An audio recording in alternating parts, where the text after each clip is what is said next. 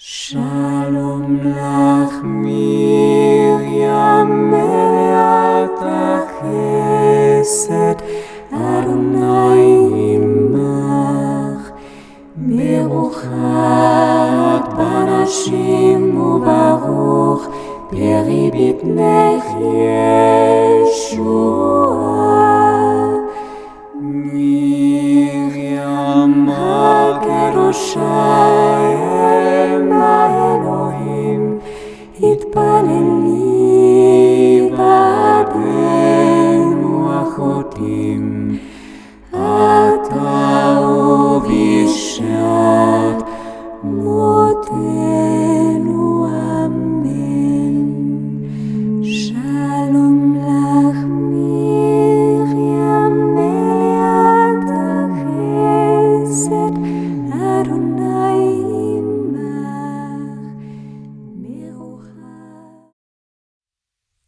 పితా పుత్ర పవిత్రాత్మ నామమున ఆమెన్. ప్రభువు మీతో ఉందురుగాక. ప్రియ సహోదరి సహోదరులారా, దేవుని బిడ్డలారా, కోడూరు మాత మహోత్సవ నవశనివారాంజలి ఆరాధన కార్యక్రమాలకు, వాక్కు పరిచర్యకు మీ అందరినీ ప్రేమతో ఆహ్వానిస్తూ ఉన్నాను. సెప్టెంబర్ 2వ శనివారం జరగబోయే కోడూరు మాత మహోత్సవాలను పురస్కరించుకొని ఆ మహోత్సవాలకు సిద్ధపాటుగా ఈ జూలై నెల 2వ శనివారం నుండి వరుసగా వచ్చే 9 శనివారాలను నవశనివారాంజలిగా కొనియాడుతూ ఉన్నాము. ఈ వారోత్సవాలు మీ అందరికీ వరోత్సవాలుగా మారాలనే సదుద్దేశముతో ఈ కొద్దిపాటి వాక్కు పరిచర్యకు మీ అందరినీ సాదరంగా ఆహ్వానిస్తూ ఉన్నాను. ప్రతి శనివారం దేవుని యొక్క ప్రేరణతో ఒక్కొక్క శనివారం ఒక్కొక్క దివ్యమైన సందేశంతో మీ ముందుకు వచ్చి ప్రభు యొక్క మాటలను సారవంతమైనటువంటి మీ హృదయాలలో నాటి మీరు నూరంతలుగా ఫలించాలని చేస్తున్న ఈ చిరు ప్రయత్నాన్ని మీరందరూ ఆదరిస్తారని, ఆశీర్వదిస్తారని మీ అందరినీ ఈ వాక్కు పరిచర్యకు ఆహ్వానిస్తూ ఉన్నాను. నవశనివారాంజలిలో ఈరోజు మొదటి శనివారం మన ధ్యానాంశం మనస్సున పదిలంగా అన్న ధ్యానాంశాన్ని మనము ధ్యానం చేసుకుందాం. ముందుగా మూలవాక్యంగా లూకా శుభవార్త 2వ అధ్యాయం 51వ వచనంలో ద్వితీయ భాగాన్ని మీకు చదివి వినిపిస్తూ ఉన్నాను. తల్లి మరియమ్మ ఆ విషయములన్నీయు మనస్సున పదిలపరుచుకొని ఉండెను. తల్లి మరియమ్మ ఆ విషయములన్నీయు మనస్సున పదిలపరుచుకొని ఉండెను. ప్రియులకు దేవుని బిడ్డలారా, ఈ లోకంలో జీవిస్తున్న మనకు సమాజంలో ఎన్నో జరుగుతూ ఉంటాయి. ఎన్నో ఈ చెవులతో వింటూనే ఉంటాము, ఈ కళ్ళతో చూస్తూనే ఉంటాము. జరుగుతున్నవన్నీ మనము బయటకు మాట్లాడాల్సిన అవసరము లేదు. మన చెవులకు వినబడుతున్నవన్నీ బయటకు మాట్లాడాల్సిన అవసరము లేదు. కంటికి కనబడుతున్నవన్నీ కూడా మనం బయటకు చెప్పాల్సిన అవసరము లేదు. మరియ తల్లి తొలి శనివారం రోజున మనందరికీ నేర్పిస్తున్న పాఠం, గుండెల్లో ఏది దాచుకోవాలి, ఏది దాచుకోకూడదు. అసలు ఈ సుగుణము గనక మనలో ఉంటే ఏ కుటుంబంలో కూడా కయ్యాలు, తగాదాలు, మనస్పర్ధలు రానే రావు. గుండెల్లో ఏం దాచుకోవాలో అది దాచుకొని ఎంత చెప్పాలో అది మాత్రమే చెబితే ఏ సంఘములోనూ, ఏ సమాజంలోనూ తగాదాలు, విభజనలు, మనస్పర్ధలు రానే రావు. కాబట్టి లోకంలో ఎన్నెన్నో జరుగుతున్నాయి. ఏది దాచుకోవాలో అది దాచుకోవాలి, ఏది విప్పాలో అది విప్పాలి. చెప్పాల్సిన విషయాలు చెప్పాల్సిన చోటే చెప్పాలి, చెప్పాల్సిన మనుషులతోనే చెప్పాలి. ఏది చెప్పకూడదో అది మనసులోనే పదిలంగా దాచుకోవాలి. అందుకే ఈరోజు ధ్యానాంశం మనస్సున పదిలంగా. మరియ తల్లి మనస్సులో పదిలముగా ప్రతి విషయాన్ని దాచుకుంది. ఏ విషయాన్ని మనసులో భద్రపరుచుకోవాలో ఆ విషయాలన్నీ మనస్సులోనే భద్రపరుచుకుంది.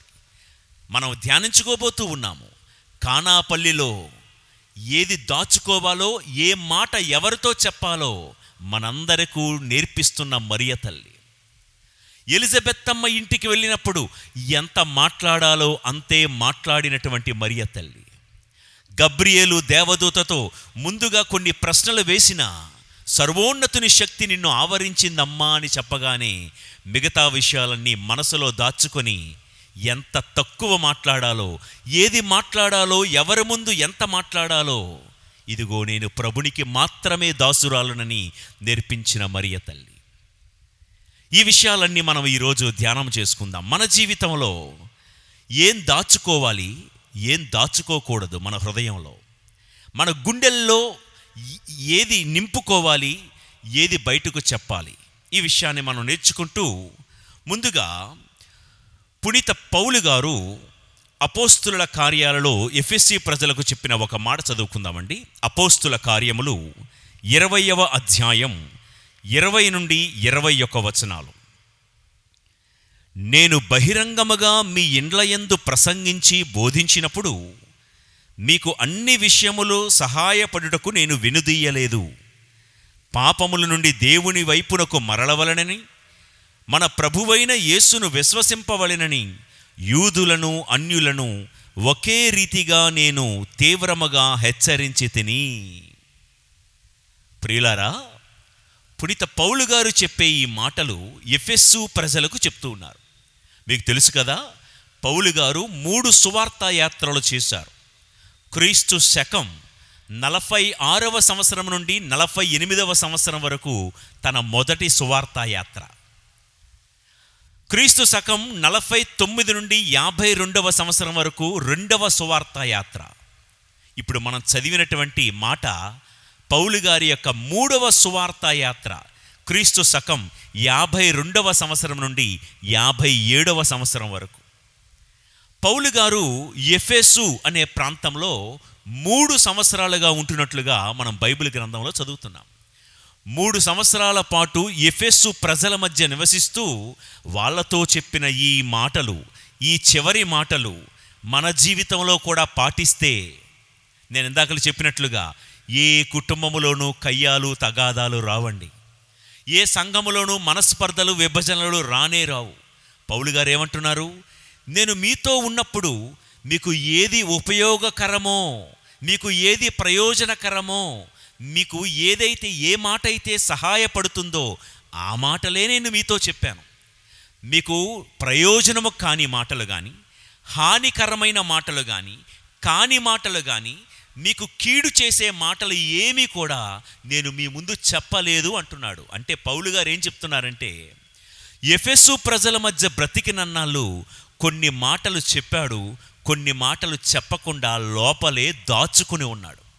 ఆయన ఏమంటాడంటే, మీకు ఏది ఉపయోగకరమో ఆ మాటలే చెప్పాను, మీకు ఏది ఉపయోగము కావో అవి మనసులోనే నేను పదిలంగా దాచుకుని ఉన్నాను అని. ఇంగ్లీష్ బైబిల్లో ఎలా ఉంటుందంటే, I did not shrink from declaring to you anything that was helpful and profitable, that which ever is profitable to you, helpful, I have proclaimed. మీకు ప్రయోజనకరమైనవి, ఉపయుక్తకరమైనవన్నీ కూడా నేను మీతో చెప్పాను.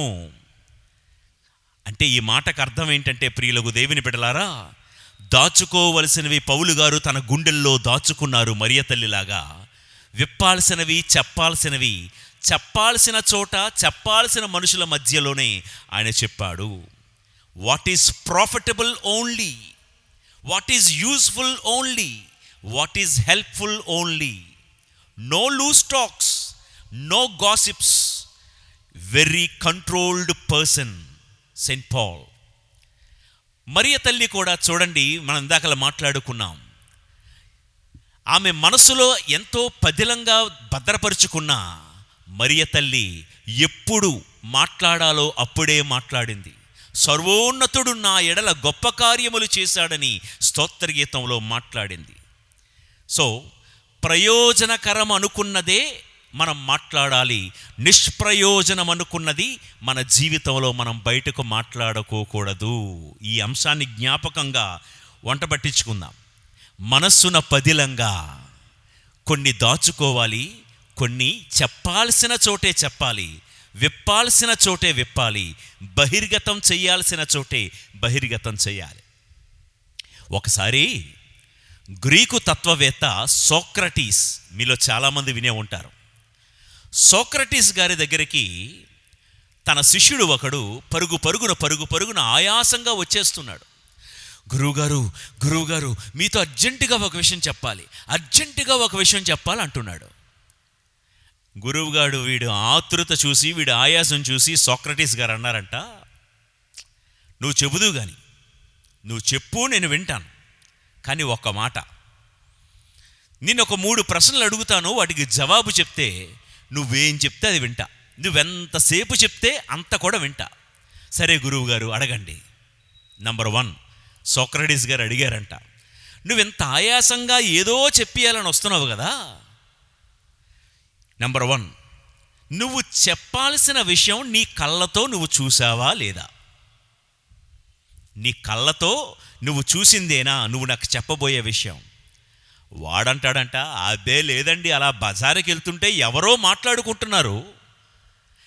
మాట్లాడుకుంటే నేను విన్న మాటలు పరిగెత్తుకొని వచ్చి మీతో చెప్పేయాలనుకుంటున్నాను. ఓహో, అయితే నీ కళ్ళతో చూడలేదా? అబ్బే, నేను కళ్ళతో చూడలేదండి.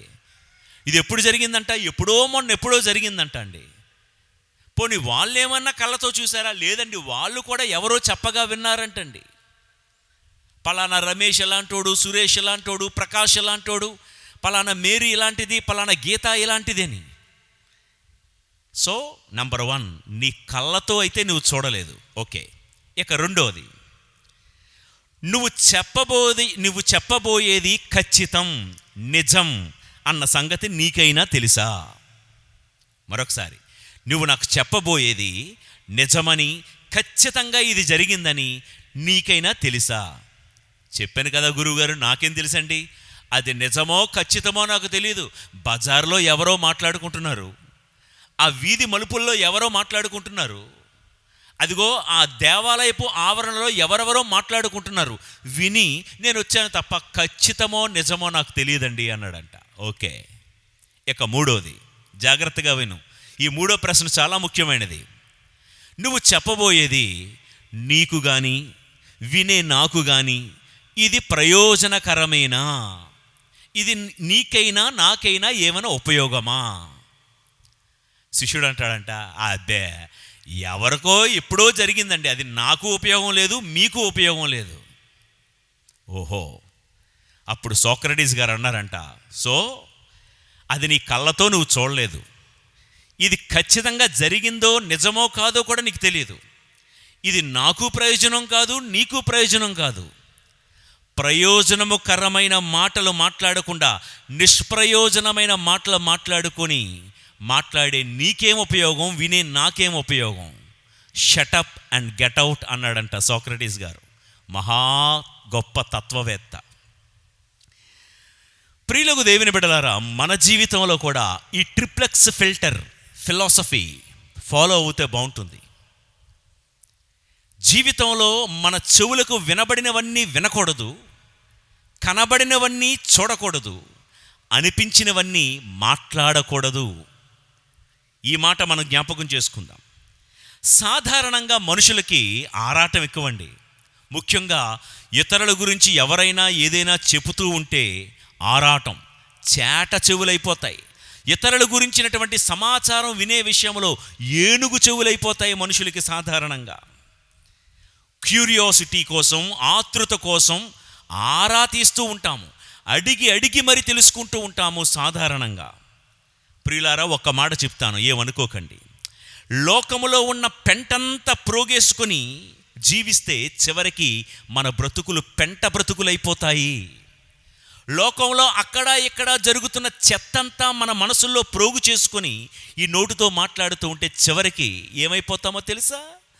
మనవి కూడా చెత్త బ్రతుకులైపోయే ప్రమాదం ఉంది. కాబట్టి మనస్సున పదిలంగా అన్న ఈ మాటలో అమ్మ మరియ తల్లి మనందరకు ఏం నేర్పిస్తుందంటే, ఆమె మనస్సున పదిలంగా కొన్ని విషయాలు దాచుకుంది.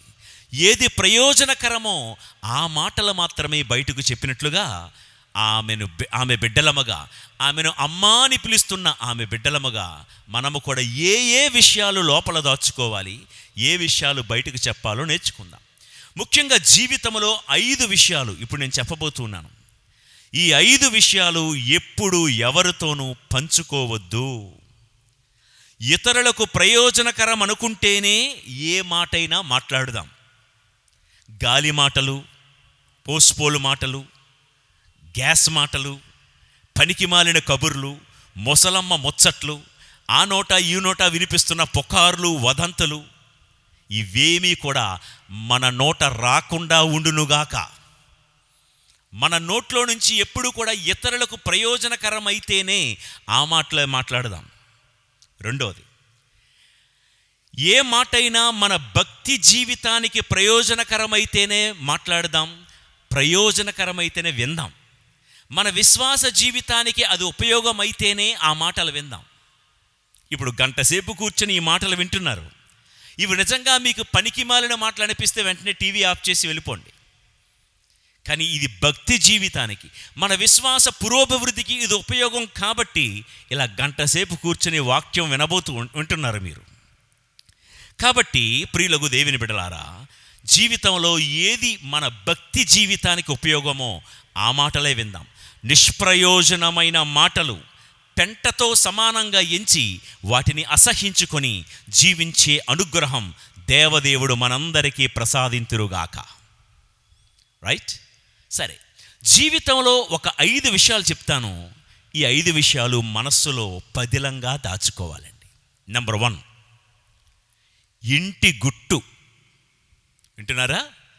ఇంటి గుట్టు మనస్సులో పదిలంగా దాచుకోవాలి. Never share, never disclose the secrets of the family with others. మన ఇంటి గుట్టు ఎప్పుడూ కూడా బహిర్గతం చెయ్యొద్దు, బయట పెట్టుకోవద్దు.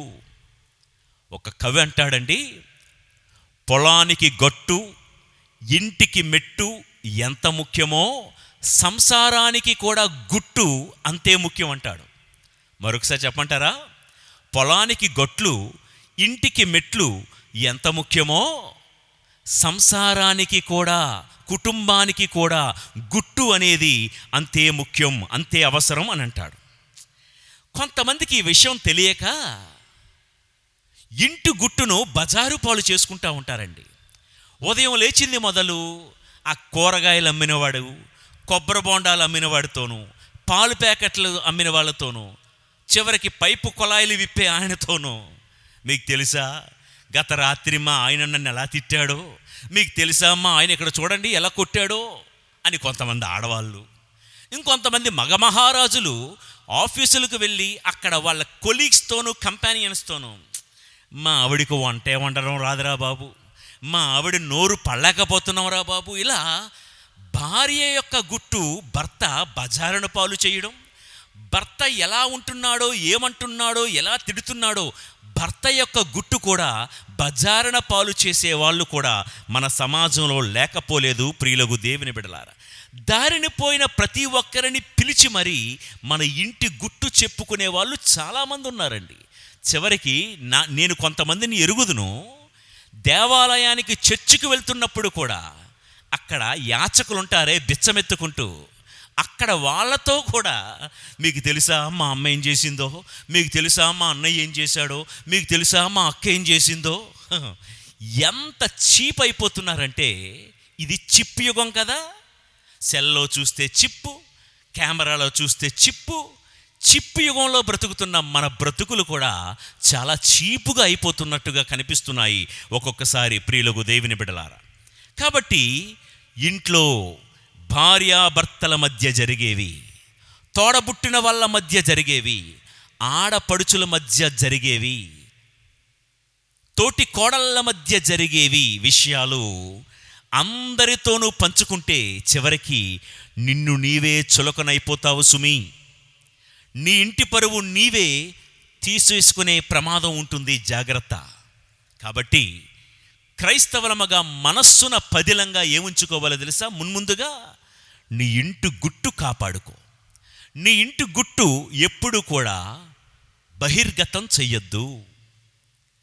బైబిల్ గ్రంథంలో తమ ఇంటి గుట్టు కాపాడుకున్న ఒక మహా మనిషి గురించి నేను మీతో మాట్లాడతా. పాత నిబంధన గ్రంథం ఆది కాండంలో యోసేపు అనే భక్తుడు తన ఇంటి పరువు, తన ఇంటి గుట్టు ఎంతలా కాపాడుకున్నాడో నీతో నేను ముచ్చటిస్తాను కాసేపు. ప్రియులకు దేవుని బిడ్డలారా, యాకోబు కుమారుడైన యోసేపు తన ఇంటి గుట్టు కాపాడుకొని పతనమైపోవలసినటువంటి తన కుటుంబాన్ని ఎలా పతాక స్థాయికి చేర్చుకున్నాడో నేను మీతో పంచుకుంటాను. మీ అందరికీ యోసేపు యొక్క కథ తెలిసిందే. యోసేపును మోసం చేసింది, యోసేపును గోతులో వేసింది, యోసేపును అమ్మేసింది, యోసేపుకు అన్యాయం చేసింది ఎవరంటారు? ఎవరో బయట వాళ్ళు కాదు కదా, సొంత అన్నదమ్ములే.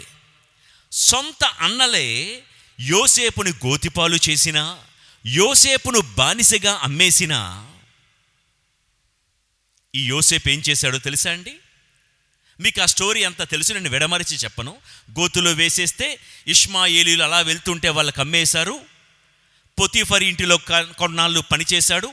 అన్యాయపు ఆరోపణలు ఎదుర్కొని యోసేపును జైల్లో వేసేశారు. ఓకే, ఇప్పుడు చెరసాలలో జైల్లో ఉంటున్న యోసేపు యొక్క ప్రవర్తన చూసి, యోసేపు యొక్క సత్ప్రవర్తన మంచితనాన్ని చూసిన కొంతమంది తోటి ఖైదీలు యోసేపుని ఒకరోజు అడిగారంట, నిన్ను చూస్తూనే ఉన్నాము, గమనిస్తూనే ఉన్నాము, నువ్వెంత మంచివాడివి కదా, అసలు జైల్లోకి ఎలా వచ్చావు?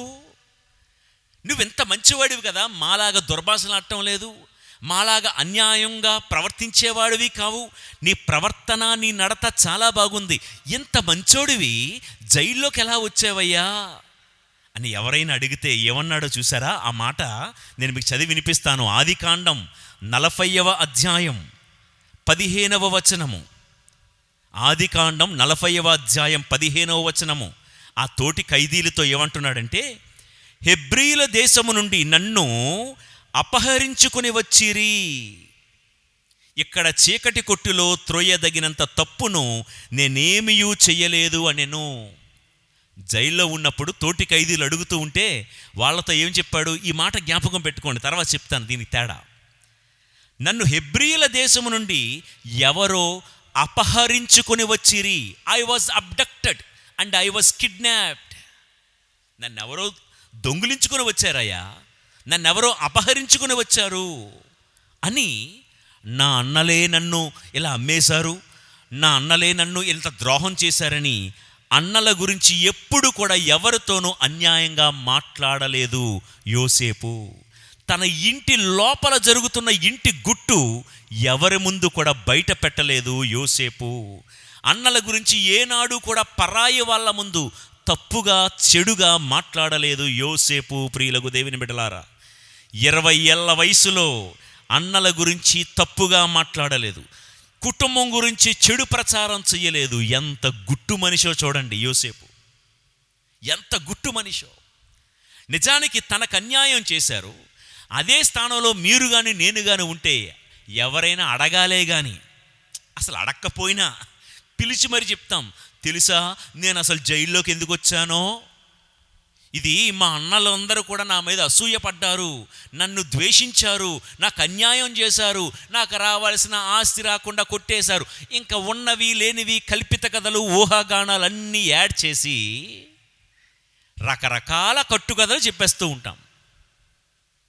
కానీ యోసేపు మనకు నేర్పిస్తున్న లోగుట్టు ఏంటంటే, ప్రాణం పోయిన, చివరికి తాను చెరసాలలో ఉండాల్సి వచ్చిన తన అన్నల అన్యాయాన్ని ఇతరుల ముందు చెడుగా మాట్లాడలేదు. ప్రియులారా, ఇక్కడ ఒక క్షణం ఆగి మన ఇంటి పరిస్థితి ఒకసారి చూద్దామా? మన ఇంటిలో ఎవరేమనుకోకండి, కొంతమంది కోడళ్ళు తమ అత్తల గురించి మార్కెట్లోనూ వీధుల మలుపుల్లోనూ పక్కింటి వారితోనూ వాళ్ళ వాళ్ళ వాళ్ళ వయసున్న వాళ్ళ స్నేహితులతోనూ ఎలా మాట్లాడుకుంటున్నారో మనం వినలేదా? మా అత్తగారు గయ్యాలి గంప, రాకాసి రంప, సూర్యకాంతానికి అత్త, మా అత్త అని మాట్లాడుకునే వాళ్ళు లేరందామా?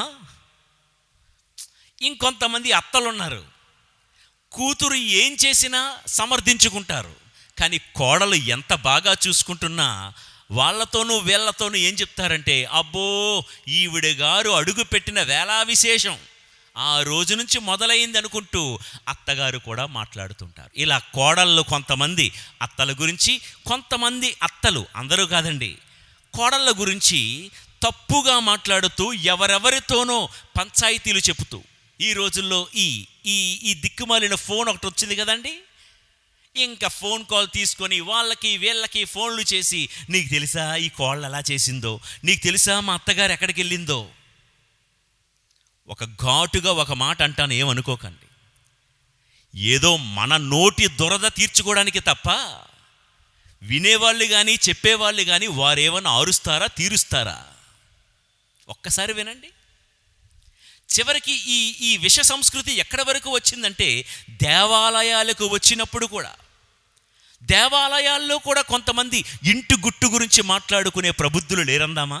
గుండెల మీద చేయి పెట్టుకొని చూడండి. దివ్యబలి పూజ అయిపోయిన తర్వాత దేవాలయపు ఆవరణలో కూడా మన ఇంటి గుట్టు ఇతరులతో పంచుకొని మన ఇంటి పరువు మనమే తీసేసుకుంటున్నామేమో. వింటున్న వాళ్ళు వింటున్నట్టే ఉంటారు కానీ వాళ్ళు ఏమన్నా ఆరుస్తారా, తీరుస్తారా? ప్రియులకు దేవుని బిడ్డలారా, ఇంటి గుట్టు బయట పెట్టుకోవడం వలన ప్రయోజనం ఏమిటి, లాభం ఏమిటి?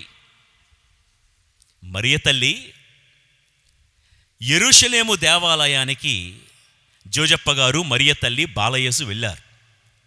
తిరిగి వస్తూ ఒక రోజంతా ప్రయాణం చేశారు. వాళ్లతో బిడ్డ లేడు అన్న సంగతి మరియ తల్లికి అప్పుడు అర్థమైంది.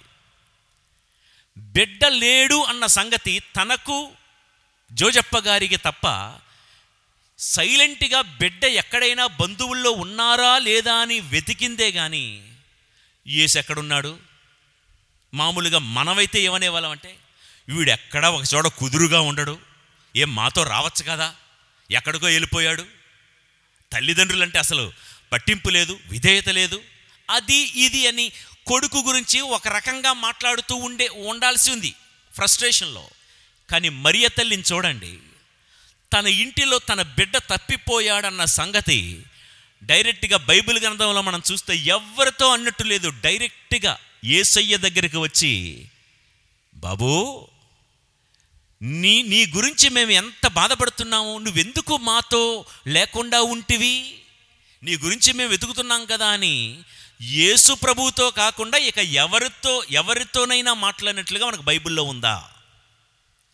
మనస్సున పదిలంగా బిడ్డ తప్పిపోయినా ఆ బిడ్డ తప్పిపోయాడన్న మాట, బాధ గుండెల్లోనే దాచుకుంది మరియ తల్లి. ఈరోజు వాక్యం వింటున్న నా ప్రియ సహోదరి, సహోదరుడా, మన ఇంటిలో ఎవరైనా ఒకవేళ గాడి తప్పితే, క్రమం తప్పితే గుండెల్లో పెట్టుకో. నీ కన్న బిడ్డే, నీ కన్న కూతురే ఒకవేళ గాడి తప్పితే, క్రమం తప్పితే అందరిని పిలిచి పంచాయతీలు పెట్టద్దు. చెప్పాల్సిన వ్యక్తితోనే చెప్పు. విప్పాల్సిన ఆ దేవుడు ముందే నీ గోడు విప్పుకో.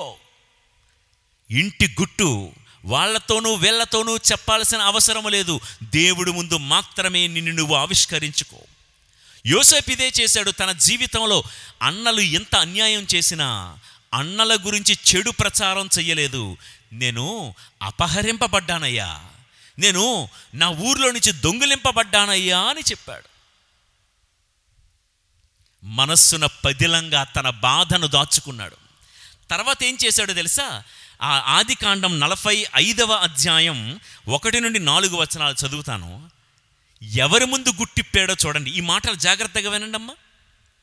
ఆదికాండం 45వ అధ్యాయము 1-4. యోసేపు సేవకుల ఎదుట తన భావోద్వేగమును అణుచుకొనజాలకపోయెను. మీరందరూ నా ఎదుటి నుండి వెళ్ళిపొండు అని వారికి ఆనతిచ్చెను. కావున యోసేపు సోదరులకు తన్ను తాను ఎరుకపరుచుకున్నప్పుడు అక్కడ ఎవరునూ లేరు. అతడు బిగ్గరగా ఏడ్చెను. ఐగుప్తు దేశీయులు, ఫరోరాజు పరివారము ఆ ఏడుపు వినిరి. అప్పుడు అన్నలతో అంటున్నమాట, నేనే యోసేపును, నా తండ్రి ఇంకనూ బ్రతికి ఉన్నాడా అని అతడు సోదరులను అడిగినప్పుడు తమ్ముని గుర్తుపట్టిన యోసేపు సోదరులకు నోట మాట రాలేదు. వారతని ప్రశ్నలకు భయపడి వెంటనే బదులు చెప్పలేకపోయిరి. ఈ మాట వినండి. అంతట యోసేపు సోదరులను దగ్గరకు రండు అనగా వారతని చెంతకు వచ్చిరి. అతడు వారితో, మీరు ఐగుప్తు దేశీయులకు అమ్మిన యోసేపును నేనే, మీ సోదరుడును. ఏంటన్నాడు? మీరు ఐగుప్తు దేశీయులకు అమ్మిన యోసేపును నేనే, మీ సోదరుడును. ఇందాకల చెరసాల్లో నువ్వెలా వచ్చావయ్యా జైల్లోకి అని అడిగితే ఏమన్నాడు? నేను అపహరింపబడ్డాను అన్నాడు. కానీ ఈరోజు అన్నల ముందు ఏమంటున్నాడు? మీరు అమ్మేసిన యోసేపును, మీ సోదరుడిని నేనే. అందుకే నేను అంటున్నాను, ఎవరి ముందు ఏం దాచుకోవాలో తెలియాలి, ఎవరి ముందు ఏం మాట్లాడాలో ఎంత మాట్లాడాలో మనకు తెలియాలి. మనస్సున పదిలంగా ముందుగా నీ ఇంటి గుట్టు ఇతరుల ముందు ఏ నాడు కూడా బయట పెట్టద్దు. ప్రియులకు దేవుని బిడలారా, ఈ ఐగుప్తు దేశీయులు చూడండి ఎంత గుట్టు మనిషో యోసేపు. ఐగుప్తు దేశీయులు ఫరోరాజు పరివారము వింటారేమోనని ఈ ఐగుప్తు దేశీయులను బయటికి పంపివేసి అన్నలను దగ్గరికి పిలిచి అంటాడు, మీరు అమ్మేసిన యోసేపును, మీ సోదరుని, మీ బ్రదర్ని నేనే. మిమ్మల్ని అడుగుతా ఒక ప్రశ్న, ఇతరుల ముందు తన ఇంటి గుట్టు ఎందుకు బయట పెట్టలేదు యోసేపు? తన అన్నలే తనను అమ్మేశారన్న సంగతి ఈ ఇతరుల ముందు ఎందుకు బయట పెట్టలేదు? ఇతరులు లేనప్పుడే తన అన్నలతోనే సూటిగా డైరెక్ట్గా మాట్లాడాడు. ప్రియులారా, దేవుడి దృష్టిలో మీరైనా నేనైనా నీతిమంతులము అని అనిపించుకోవాలంటే ఎవరి మీదైనా ఏదైనా మనస్పర్ధ ఉంటే వాళ్ళతోనే డైరెక్ట్గా మాట్లాడదాం. మూడో వ్యక్తితో, నాలుగో వ్యక్తితో వద్దు. అది దేవుడు మెచ్చడు. ఈ రోజుల్లో కయ్యాలకు, విభజనలకు, అనేకమైన సమస్యలకు కారణం ఏంటో తెలుసా? సమస్య ఉన్న వ్యక్తితో మనం మాట్లాడకుండా మూడో వ్యక్తి, నాలుగో వ్యక్తితో మాట్లాడుతున్నాం. అక్కడొక గ్రూపు, ఇక్కడొక గ్రూపు, ఇక్కడొక గుంపులుగా తయారయ్యాయి. ఈరోజు సమస్యను జటిలము చేసుకుంటున్నాము, కఠినం చేసుకుంటున్నామా కానీ సమస్య పరిష్కారం వైపు మనం అడుగులు వేయటం లేదన్నది వాస్తవం. ప్రియులకు దేవుని బిడలారా, ఇతరుల ముందు ఇంటి గుట్టు బయట పెట్టకుండా తన అన్నల ముందే మాట్లాడాడు యోసేపు. ఓకే, ఇప్పుడు ఈ గుట్టే లేకపోతే, యోసేపులో ఈ గుట్టు లేకపోతే ఏం జరిగేదో ఒకసారి చెప్తాను వినండి. ఇప్పుడు ఐగుప్తు దేశీయుల ముందే యోసేపు, ఇదిగో అన్నలారా మీరు అమ్మేశారు కదా, వాణ్ణే నేను అని చెప్పుంటే వెంటనే ఈ ఫరో రాజు పరివారం అందరూ వెళ్ళి ఏం చేసేవారో తెలుసా? ఫరో రాజుకు ఈ మాట చేరవేసేవారు. ఫరో రాజు ఊరుకుంటాడా? ఏం చేసుండేవాడు? మా దేశానికి ఇంత మేలు చేసిన, యోసేపుకు అన్యాయం చేసిన వాళ్ళు ఎవరైనా వెతికి మరి పట్టుకొని పేకలు తీసేసేవాడు, మెడలు తెగ నరికేవాడు. యోసేపు తన ఇంటి గుట్టు భద్రంగా దాచుకున్నాడు కాబట్టి అన్నల ప్రాణాలు కాపాడేవాడయ్యాడు. ఇంకా ఎందుకు గుట్టు ఇవ్వలేదో తెలుసా? ఇప్పుడు అక్కడ కనాను మండలంలో కరువు వచ్చింది. ఒకవేళ యోసేపే గనక ఫరోతో, అయ్యా రాజా, మరి మా అన్నయ్యలు నన్ను అమ్మేశారు, ఏదో అయిపోయింది, వాళ్ళకి కరువు వచ్చిందంట, వాళ్ళు మన రాజ్యంలో వచ్చి కొన్నాళ్ళు ఉంటారు, పర్మిషన్ ఇవ్వండి అయ్యా అంటే ఫరో రాజు ఏమని ఉండేవాడు? రక్తం పంచుకొని పుట్టిన తమ్ముణ్ణే వారు చంపాలనుకున్నప్పుడు, ఒకవేళ ఇలాంటోళ్ళని గనక నా రాజ్యంలో గనక ఉండనిస్తే తమ్ముణ్ణే చంపడానికి వెనకాడిన వాళ్ళు రేపు ఉదయం నన్ను కూడా చంపకుండా ఉంటారా? అట్టాంటోళ్ళు నా రాజ్యంలోనికి రావడానికి వీల్లేదని ద్వారాలు మూసేసి ఉండేవాడు. మా అన్నలు ఎంత అన్యాయం చేశారనే గుట్టు బయట పెట్టుంటే, ఒకటి అన్నల్ని చంపించేసి ఉండేవాడు, రెండోది ఐగుప్తు దేశంలోనికి రానిచ్చేవాడు కాదు ఫరో.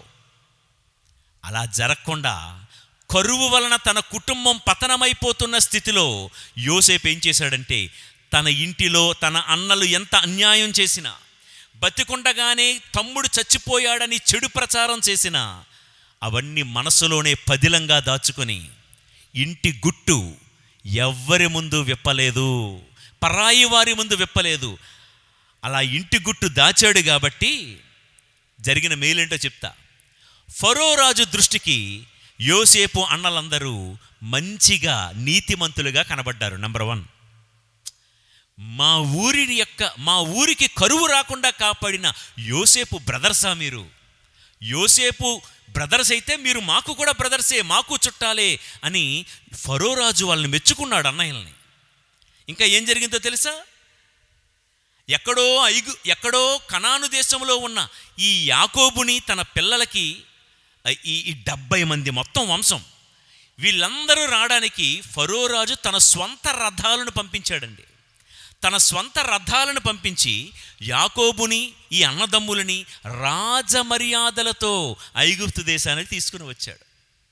ఇక 3వది, ఐగుప్తు దేశంలో సారవంతమైన భూముల్లో మీరు నివాసం ఉండండి, మీరు బ్రతికినన్నాళ్ళు మీ మీద ఎవడూ చెయ్యి వేయడు, మీకేం కావాలంటే అది అనుభవిస్తూ సుఖంగా ఉండండి అని ఫరో రాజు యోసేపును బట్టి అన్నలను కుటుంబాన్ని మొత్తాన్ని దీవించాడు. ప్రియులకు దేవుని బిడ్డలారా, నేను మిమ్మల్ని అడుగుతా, కరువుకు చావాల్సిన కుటుంబం యాకోబు కుటుంబం. అలాంటి కుటుంబం రాజమర్యాదలతో ఐగుప్తు దేశంలో ఉండడానికి కారణం ఎవరో తెలుసా? యోసేపులో ఉన్న గుట్టు, ఇంటి గుట్టు బయట పెట్టుకోలేదు, మనసులో దాచుకున్నాడు. ప్రియులకు దేవుని బిడ్డలారా, ఆ గుట్టే యాకోబు కుటుంబాన్ని నిలబెట్టింది, కరువులోనూ సమృద్ధిగా ఆశీర్వదించింది. కాబట్టి ఎప్పుడు మన జీవితంలో ప్రయోజనకరమైనవే మాట్లాడదాం, నిష్ప్రయోజనమైనవి హానికరమైనవి కాని మాటలు మాట్లాడితే ఈరోజు మన కుటుంబం బాగా ఉన్నప్పటికీ ఇంటి గుట్టు బయటపడితే మన ఇంటిని మనమే శిథిలాల కిందకు చేర్చుకునే ప్రమాదం ఉంది. మన ఇల్లు పతనమైపోవడానికి మనమే కారకులము కావచ్చు. కాబట్టి ప్రియులారా, ఇంతవరకు ఇంటి 4 గోడల మధ్యలో ఏం జరిగినా ఆ ఇంటి గుట్టు ఒకవేళ బయటపడేసావేమో. ఇంట్లోనే కాదండి, ఈరోజు సంఘాల్లో కూడా సంఘపు గుట్టు సంఘములోనే ఉండాలి. ఈరోజు ఈ సంఘంలో ఏం జరుగుతుందో ఇక్కడి నుంచి ఈ ప్యారిష్లో జరిగేది ఆ ప్యారిష్లో జరిగేది ఇంకో ప్యారిష్కి. ఇప్పుడు ఫాదర్ గారు ఏదో ఆ విచారణ సభ్యులకు చివరిలో ప్రకటన చేస్తూ ఉంటారు, ప్రకటనలు, అనౌన్స్మెంట్స్. ఇదిగో మనకు రాబోయే రోజులు ఎలా ఉంది, మన విచారణ పరిస్థితి ఎలా ఉంది, ఇది మన విచారణ వరకు సంబంధించిన వ్యవహారం. ఆ ఫాదర్ ఎందుకు కోప్పడ్డారో మీకు తెలుసు, ఆ ఫాదర్ ఎందుకు గద్దించారో ఆ విచారణ సభ్యులకు తెలుసు. ఈ రోజుల్లో కొంతమంది ఏం చేస్తున్నారో తెలుసా? ఇక్కడ ఈ ప్యారిష్లో ఏం జరుగుతుందో అక్కడ వేరే వాళ్లకు చేరవేయడం. దీనివల్ల ఏం జరుగుతుంది? మన ఇంటి గుట్టు మనమే బజారు పాలు చేసుకున్న వాళ్ళం అవుతున్నాము. అక్కడ ఎంతో గొప్ప పేరు ఉన్నటువంటి నీ విచారణ యొక్క గొప్ప పేరును నీ అంతటి నీవే పతనావస్థకు శిథిలాల క్రిందకు చేజార్చుకునేవాడు అవుతున్నావు. కాబట్టి మనస్సున పదిలంగా నంబర్ 1, నీ ఇంటి గుట్టు ఎప్పుడు గుండెల్లో దాచుకో, బజారన పెట్టకు. రైట్? ఇక 2వది, మనస్సులోనే మనం దాచుకోవలసిన విషయం ఏంటంటే పొరుగువారి గుట్టు, ఇతరుల గుట్టు. ఇతరుల బలహీనత బయట పెట్టవద్దు. నా ఇంటి గుట్టు నేను బాగానే కాపాడుకుంటున్నాను, బాగానే ఉంది, అలాగన్నాం కదా అని ఇతరుల ఇంటి గుట్టు కూడా బయట పెట్టకూడదు. ఇతరుల యొక్క బలహీనతలు బయట పెట్టవద్దు. పొరుగువారి యొక్క ఇంటి గుట్టు బయట పెట్టవద్దు. మరియ తల్లిని చూడండి, కానాపల్లి పెళ్లికి వెళ్ళింది, అక్కడ ద్రాక్షరసము లేదు అన్న సంగతి ఆ ఇంటి సభ్యులకు తప్ప మరెవరికి కూడా తెలియదు. తెలిసింది ఎవరికైనా ఉందంటే మరియ తల్లికి మాత్రమే. అదే ప్లేస్లో మనం ఉంటే వెంటనే ఏదైనా కొంతమంది BBC అంటారు కదండి, అంటే గాలి వార్తలు మోసుకునే బ్యాచ్ ఒకటి తిరుగుతుందండి, బహుపరాగ్, జాగ్రత్తగా ఉండండి. వీళ్ళకేంటంటే వేరే పని ఉందో లేదో నాకు తెలియదు కానీ డేటా సేకరిస్తూ ఉంటారు. ఆ ఇంట్లో ఏం జరిగింది, ఆ వీధిలో ఏం జరిగింది, ఆ గుమ్మంలో ఏంటి, ఈ సంఘంలో ఏం జరుగుతుంది, మరి వాళ్ళ ఇంటి గురించి వాళ్ళు పట్టించుకుంటారో లేదో నాకు పెద్దగా ఐడియా లేదు కానీ ఇతరుల విషయాల్లో ఎక్కువ జోక్యం చేసుకునే వాళ్ళండి. కానీ మరియ తల్లి నేర్పిస్తున్న పాఠం ఏంటంటే ఆ వంటగదిలో ద్రాక్షరసము తక్కువైందన్న సంగతి ఆమెకు తెలిసినా వేరెవ్వరికి తెలియనివ్వలేదు. చెప్పాల్సిన చోట చెప్పాల్సిన వ్యక్తికి మాత్రమే చెప్పింది. యేసయ్య చెవులో, బాబూ వాళ్లకు ద్రాక్షరసము లేదు. ఇంకెవ్వరికి, పెళ్లి పందిరిలో ఉన్న ఎవ్వరితో కూడా మరియ తల్లి మాట్లాడినట్లుగా మనం చూడం. ఇది సుగుణం. మన ఇంటి గుట్టు బయట పెట్టుకోకూడదు, ఇతరుల ఇంటి పరువు కూడా బజారున పెట్టవద్దు. ఇప్పుడు ఎలిజబెత్ అమ్మ అన్నాళ్ళు గొడ్రాలుగా ఉంది. ఇదిగో ఆమె గర్భము ధరించి ఇది 6వ మాసం అన్న సంగతి గబ్రియేలు దేవదూత మరియ తల్లికి చెప్పింది. ఓహో, పలానా ఊర్లో ఉన్న దూరపు చుట్టం ఎలిజబెత్ అమ్మ, ఆమె గర్భవత అని తెలుసుకున్న మరియ తల్లి త్వరగా పర్వత ప్రాంతమునకు ప్రయాణమై సరాసరి ఎలిజబెత్ అమ్మ ఇంటికే వెళ్ళింది తప్ప వేరే అమ్మలక్కల ఇంటికి వెళ్ళి, తెలుసా ఈ ముసలి వయసులో ఆవిడికి గర్భం వచ్చిందంట, అలాంటి లూజ్ టాక్, అలాంటి చెడ్డ మాటలు మాట్లాడినట్లుగా మన చూడం. ఇతరుల ఇంటి గుట్టు ఎప్పుడు కూడా బయట పెట్టవద్దు. సరాసరి ఎలిజబెత్ అమ్మ ఇంటికి వెళ్ళి 100 వచనములు పలికిందంట. 100 వచనములు అంటే షీ గ్రీటెడ్ హెర్. ప్రియులకు దేవుని బిడ్డలారా, మన జీవితంలో మన ఇంటి గుట్టు బాగా దాచుకొని గప్చుప్పుగా ఉంటూ ఇతరుల గుట్టు చాటింపు వేయించద్దు. ఇది 2వ మాట. మనస్సున పదిలంగా ఉంచుకోవాలి అన్న మాటకు అర్థం ఇదే. మీకు ఒక చక్కటి మాట చదివి వినిపిస్తాను. సామెతల గ్రంథం 11వ అధ్యాయం 13వ వచనము. సామెతల గ్రంథం 11వ అధ్యాయం 13వ వచనము. కొండెగాడు రహస్యములను వెల్లడి చేయును, కానీ నమ్మదగినవాడు రహస్యములను దాచి ఉంచును. మనం ఎలాంటోళ్ళమో, మన క్యారెక్టర్ ఏంటో, మన స్వభావం, మన వ్యక్తిత్వం ఏంటో చెప్పేది ఇదేనండి. నేను చాలా మంచోనండి, కావాలంటే మా ఊరోళ్ళని అడగండి, అవసరంలే. నేను చాలా మంచోనండి, కావాలంటే నా కాండక్ట్ సర్టిఫికేట్ చూడండి, అవసరం లేదు. మన బుద్ధి ఎలాంటిదో, మనం ఎటువంటి వాళ్ళమో ఈ ఒక్క మాట చెప్తుంది. ఏంటంట? కొండెగాడు రహస్యములను వెల్లడి చేస్తాడు. కొండెగాడు అంటే సత్యము లేనివాడు. ఇక్కడ మాట అక్కడ మాట ఇక్కడ, కోతిలాగా ఈ కొమ్మ నుండి ఆ కొమ్మకు, ఆ కొమ్మ నుండి ఈ కొమ్మకు విషయ సేకరణ చేసి విషయాలు పంచేవాడు కొండెగాడు, అబద్ధికుడు. ప్రియులకు దేవుని బిడ్డలారా, నీవు నమ్మకస్తుడువో కాదో, నీవు నమ్మిన బంటువో కాదో, మన క్యారెక్టర్ని డిసైడ్ చేసేది ఇదే. ఎవరి గురించినైనా ఒక విషయాలు మనకు తెలిస్తే, ఒకటి మన గుట్టు జాగ్రత్తగా కాపాడుకోవాలి, 2వది ఇతరుల గుట్టు. ఇతరులు ఏదైనా వారి యొక్క స్వంత విషయాలు, రహస్యాలు నీతో పంచుకున్నారా, నీకు తెలిసిందా, ఆ గుట్టు నీలోనే దాచుకో. అట్లా కాకుండా నీకు ఈ విషయం తెలిసింది కదా అని 3వ వ్యక్తికి 4వ వ్యక్తికి చేరవేస్తే నీవు కూడా కొండెగాడివే. కాబట్టి ప్రియులకు దేవుని బిడ్డలారా, ఇతరుల గుట్టు కానీ, ఇతరుల బలహీనతలు కానీ, ఇతరుల కుటుంబాల్లో జరుగుతున్న ఆ రహస్యాలు కానీ ఇతరులకు చేరవేస్తున్నావంటే నీవు కూడా కొండెగానితో సమానము. ఒకవేళ ఇతరుల గుట్టు విప్పాల్సి వస్తే, జాగ్రత్తగా వినండి, ఇతరుల గుట్టు విప్పాల్సి వస్తే ఆ సమస్యను పరిష్కరించదగిన వాడి ముందే విప్పాలి.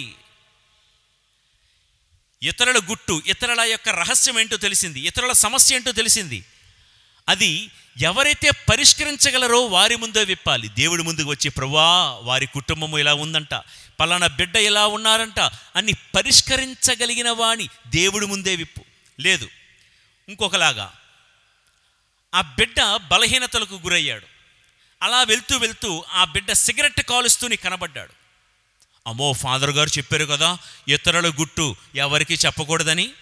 నేను చెప్తుంది ఏంటంటే, బజారున చాటింపు వేయద్దు. ఆ బిడ్డ సిగరెట్ కాలుస్తున్నాడన్న సంగతి ఎవరి దగ్గరికి వచ్చి చెప్తావో తెలుసా? సరాసరి పరిష్కరించదగినవాడు, ఆయనకు కన్న తండ్రో కన్న తల్లో ఉంటుంది కదా, వెళ్ళి చెప్పు. పరిష్కరించదగిన వాడితోనే చెప్పు తప్ప ఊరంతా చాటింపు వేయించద్దు. పెద్దలు చెప్పిన మాటే మీకు మరొకసారి జ్ఞాపకం చేస్తున్నాను. ప్రియులారా, ఒక వ్యక్తి గురించి మంచి అనేది ఏదైనా ఉంటే మైక్లో చెప్పు, చెడు ఏదైనా ఉంటే చెవులో చెప్పు. విన్నారు కదా ఈ మాట? ఒక వ్యక్తి గూర్చినటువంటి మంచి మైక్లో చెప్పు, చెడు అనేది ఏదైనా నీకు తెలిస్తే చెవులో చెప్పు. ఎవరి చెవులో? అందరి చెవుల్లో కాదు, ఆ తప్పు చేసిన వాడి చెవులో చెప్పు. సాధారణంగా మనిషి గుణం ఏంటంటే దీనికి రివర్స్ అండి. మంచి ఏదైనా చేస్తే మాత్రం సైలెంట్గా ఉంటారు, ఏమీ మాట్లాడరు, ఎవరితో చెప్పరు. పలానా వ్యక్తి మంచి పని చేశాడు, బాగా పాడుతున్నాడు, బాగా దేవాలయంలో సేవ చేస్తున్నాడు, బాగా పలానా మంచి కార్యాలు చేస్తున్నాడు, ఈ మంచి అనేది ఎవరు చెప్పరండి. కానీ పొర్రపాటున ఏదైనా ఒకటి జరగకూడనిది జరిగితే చెప్తారు కదా. నిజానికి ఉన్నంత వేగం, అబద్ధానికి ఉన్నంత వేగం నిజానికి ఎక్కడుందండి ఈ రోజుల్లో?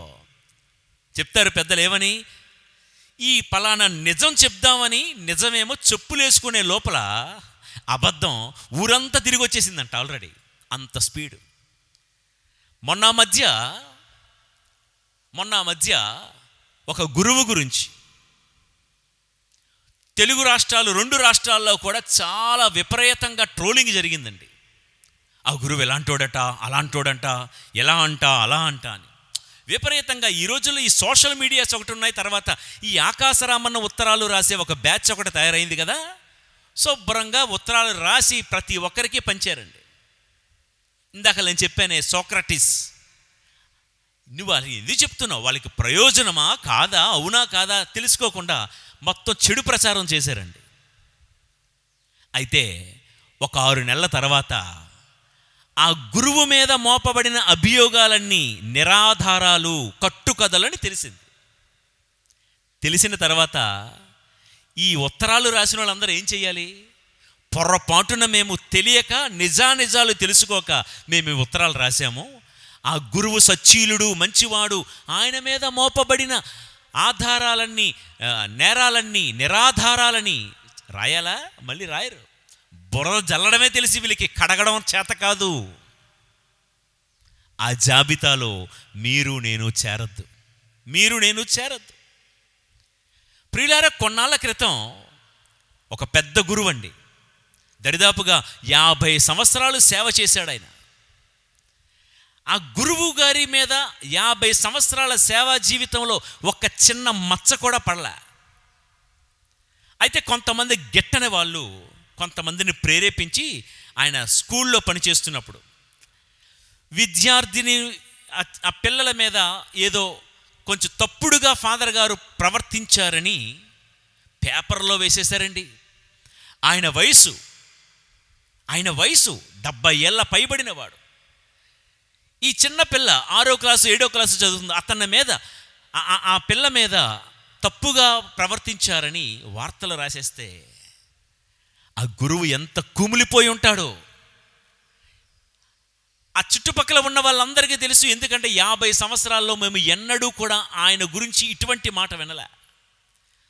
తర్వాత కొన్ని రోజుల తర్వాత ఎవరైతే ఇతని గురించి తప్పుడు ప్రచారం చేశారో వాళ్ళే తప్పొప్పుకొని, పలానా వాళ్ళు మమ్మల్ని ప్రేరేపించడం వలన మేము అలా చేసామండి అని లిఖితపూర్వకంగా రాసిచ్చారండి. ఫాదర్ గారండి, మేమే ఇది చేసాం, పలానా వాళ్ళు మమ్మల్ని పురుకొల్పడం వలన, కాబట్టి మా తప్పు అయిపోయింది, క్షమించండి అని అపాలజీ లెటర్ రాసిచ్చారు. నాకు ఆశ్చర్యం కలిగిన విషయం ఏంటంటేనండి, ఫాదర్ గారు ఇదిగో ఈ ఉత్తరం నన్ను గురించినటువంటి క్లీన్ చిట్ ఎవరైతే రాశారో వాళ్ళే ఇచ్చారని చెప్పి ఆ పై అధికారికి, విషయాలన్నీ అనవసరం, నేను కొంచెం గుట్టుగా ఉంచుతున్నాను, కొంచెం పై అధికారికి ఇస్తే ఆ పై అధికారి ఏం చేయాలండి? ఇదిగో మన గురువు మీద మోపబడినటువంటి ఈ అభియోగం నిరాధారమైనదని వాళ్ళే రాసిచ్చారు. మనం అనుకుంటున్నట్లు, మనలో కొంతమంది అనుకున్నామేమో ఈ ఫాదర్ అలాంటోడేనేమోనని. నో, ఈ ఫాదర్ వెరీ క్లీన్ అని ప్రకటించాలా లేదా?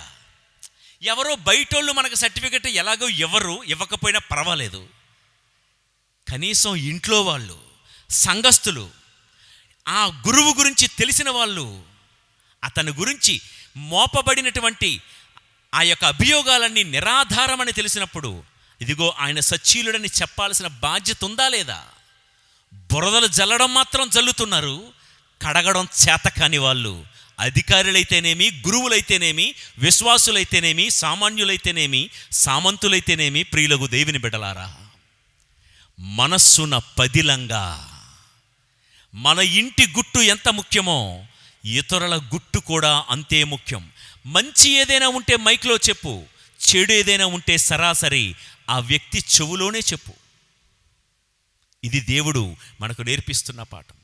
వారి గురించి వీరి ముందు, వీరి గురించి వారి ముందు గాలి వార్తలు, గొసగొసలు వద్దే వద్దు. ప్రయోజనకరం అనిపిస్తేనే చెప్పు. అది కూడా పరిష్కరించదగిన వాడు ఎవరో అది దేవుడు ముందుకొచ్చి చెప్పు. సంఘ విషయాలైతే గురువు ముందుకొచ్చి చెప్పు. ఆ ఇంటి బిడ్డల విషయం అయితే వెళ్ళి తల్లిదండ్రులకే చెప్పు. పరిష్కరించదగిన వారితోనే చెప్పు. ఎవరి గుట్టు, ఎవరి బలహీనత ఇంకొకరి ముందు చెప్పనే వద్దు. అలా ఇతరుల గుట్టు వేరొకరి ముందు చెప్తే వచ్చే నష్టాలు ఏంటో చెప్తాను, వినండి, జాగ్రత్తగా వినండి. నెంబర్ 1, పలానా వ్యక్తి అనుకుందాం, మామూలుగా వరుసకి మరియదాస్, ఈ వ్యక్తి చెడ్డోడు అని నేను ప్రచారం చేశాను అనుకుందాం. ఈ మరియదాస్ ఎట్టాంటోడో తెలుసా? గుడికి మాత్రం చాలా భక్తిగా వస్తాడు, కానీ ఇట్టాంటోడు అట్టాంటోడు, ఈజ్ దిస్సు ఈజ్ దట్టు అని నేను చెప్పాను అనుకో. ప్రియులారా, ఈరోజు ఈ మరియదాసు గురించి నేను చేసిన చెడు ప్రచారం ఒకవేళ రేపు అతడు మారిపోయి మంచోడిగా మారితే దేవుడి తీర్పునకు, దేవుడి ఉగ్రతకు నేను గురవుతాను. వింటున్నారు ఈ మాట? ఎప్పుడు ఎవరి గురించి చెడు ప్రచారాలు చేయొద్దు, ఇతరుల గుట్టు బయటకు అసలు చెప్పనే చెప్పవద్దు. ఎందుకంటే ఈరోజు మన దృష్టిలో చెడ్డవారిగా ఉన్న వాళ్ళు రేపు దేవుడి కృప వలన మారి మంచి వాళ్ళగా తయారవుతే, ఈరోజు మనం చేస్తున్న చెడు ప్రచారం వలన మనము దేవుడి ఉగ్రతకు, దేవుడి తీర్పునకు మనం గురయ్యే ప్రమాదం ఉంది. ఇక రెండోది, ఇతరుల గుట్టు ఇతరుల ముందు విప్పితే వచ్చే నష్టాలు. పరిష్కరించగలిగే వానితోనే, ఇందాక నేను చెప్పాను కదా, తల్లిదండ్రులతోనో గురువులతోనో చెప్తే ప్రయోజనం. దారిన పోయే దానయ్యలతో చెప్తే ఏం ప్రయోజనం? ఎవ్వరికీ ప్రయోజనం ఉండదు, అందరికీ నష్టమే అది. ఇక మూడోది, ఇప్పుడు ఉదాహరణకి ఇద్దరు స్నేహితులు ఉన్నారు. ఆ ఇద్దరు స్నేహితులలో ఇందాక నేను చెప్పిన పేరే వాడుకుందాం. ఈ మరియదాస్ అంటే నాకు చాలా ఇష్టం. ఇదిగో మరియదాసు, ఇంకో వ్యక్తి రమేష్ ఉన్నాడు అనుకుందాం. మరియదాస్, ఆ రమేష్ ఎట్టాంటోడు తెలుసా? ఆడిట్టాంటోడు అట్టాంటోడని ఈ మరియదాస్తో చెప్పా నేను. ఎందుకు? ఈ మరియదాసు నేను ఇప్పుడు చాలా క్లోజు, బెస్ట్ ఫ్రెండ్స్ అయిపోయింది.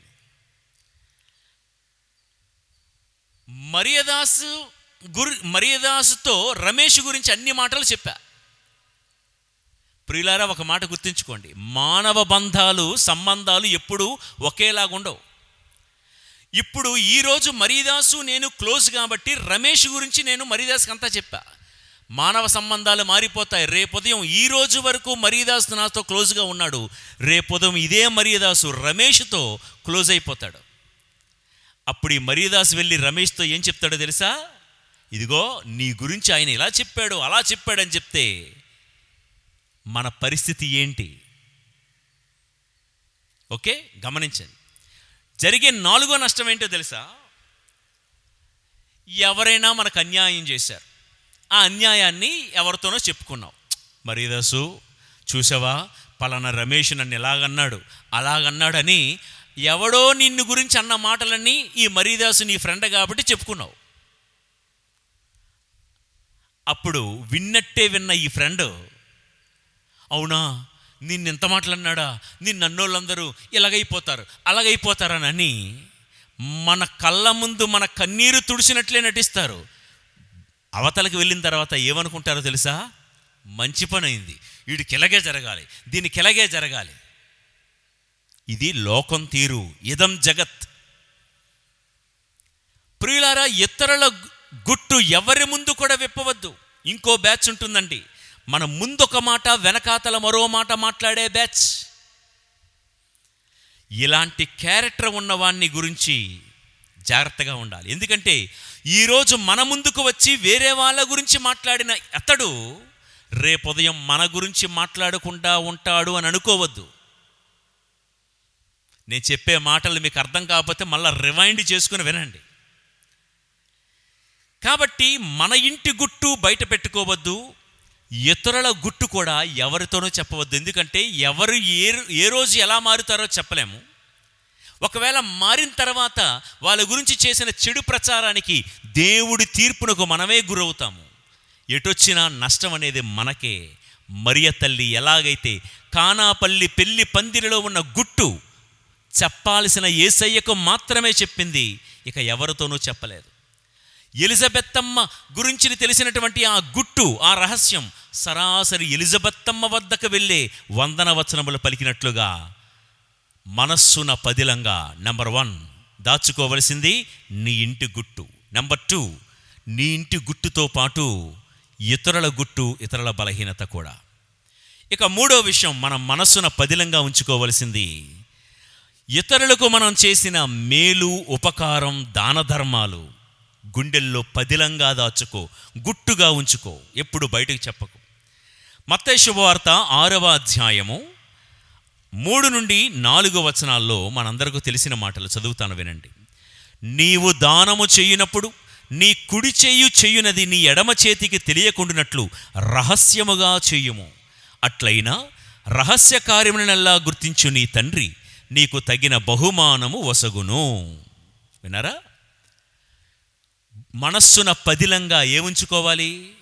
ఎవరికైనా మేలు చేసావు, ఉపకారం చేశాం, ధర్మం చేశాం, దాన ధర్మం చేశాం, అది చాటింపు వేసుకొని నేను ఎంత చేశాను అంత చేసుకొని వద్దు. ప్రభు చెప్పింది ఏంటంటే రహస్యముగా ఉన్న నీ కార్యాలు చూసే దేవుడు నీకు బహుమానం ఇస్తాడు. ప్రియులారా, మన జీవితంలో ప్రతిఫలం అనేది ఎవరి నుంచి రావాలి మనకి చెప్పండి? మనుషుల నుండా, దేవుడి నుండా? ఎవరి నుండి ప్రతిఫలం మనం ఆశిస్తున్నాము? ఖచ్చితంగా దేవుడి నుండే కదా. దేవుడి నుండి ప్రతిఫలం కావాలి అనుకుంటే మనుషుల నుండి ప్రశంసలు, ప్రతిఫలాలు ఆశించొద్దు. ఒకవేళ మనుషుల యొక్క గుర్తింపు, ప్రశంసలే కావాలనుకుంటే దేవుడి నుండి రావాల్సిన దీవెనలు మరిచిపో.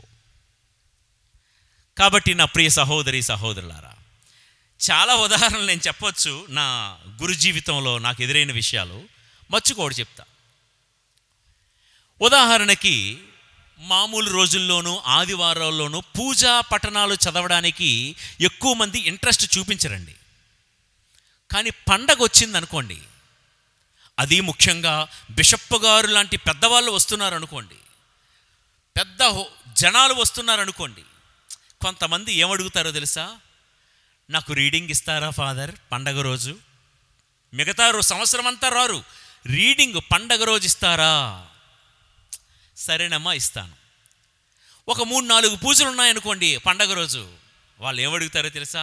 మరి బిషప్ గారి పూజకి అందులో ఫస్ట్ రీడింగే నాకు కావాలి. ఏ బిషప్ గారి పూజకు కాకుండా మామూలు ఫాదర్ చేసిన పూజకు చదివితే ఏం లేదు. బిషప్ గారి పూజ కంటే బిషప్ గారి కళ్ళల్లో పడాలి. బిషప్ గారి పూజకి ఎంతమంది జనం వస్తారు? ఏంటి మన గుర్తింపు? ఎవరి గుర్తింపు కోరుతున్నాం? ఉన్నమాట అంటే ఉలికి ఎక్కువని, కానీ కొంతమంది కోపాలు వస్తాయేమో. కొన్ని గాయక బృందాలు కూడా అడుగుతూ ఉంటారండి, ఇదిగో మేమైతే బిషప్ గారి పూజకు మాకు ఛాన్స్ ఇవ్వరా? దానిలో ఆంతర్యం ఏమిటి? దానిలో అంతరార్థం ఏమిటి?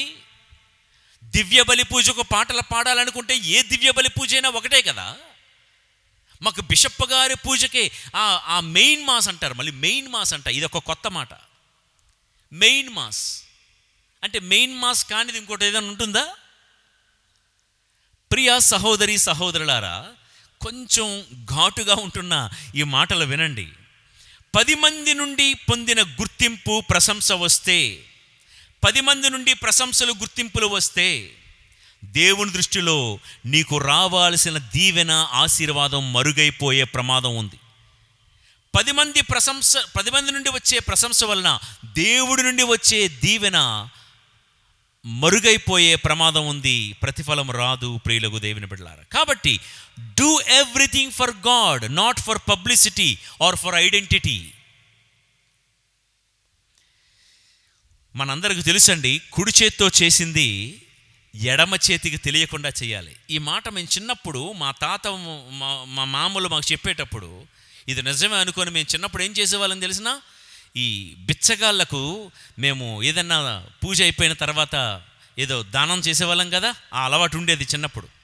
అందుకే అది నమ్ముకొనే దేవాలయాల దగ్గర బోల్డ్ మంది బిచ్చగాళ్ళు ఉండేవాళ్ళు. చిన్నప్పుడు మనకి ఇన్ని కాయిన్స్ ఇచ్చి పూజ అయిపోగానే వరసగా దాన ధర్మం చేసుకుని వెళ్ళమని చెప్పేవాళ్ళు ఆ రోజుల్లో.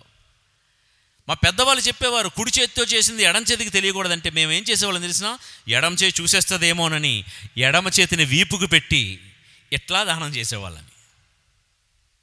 ఈ మాటకు అర్థం ఏంటంట, నువ్వు చేసిన దానం మనుషుల కంటబడకుండా గుట్టుగా చేయాలి.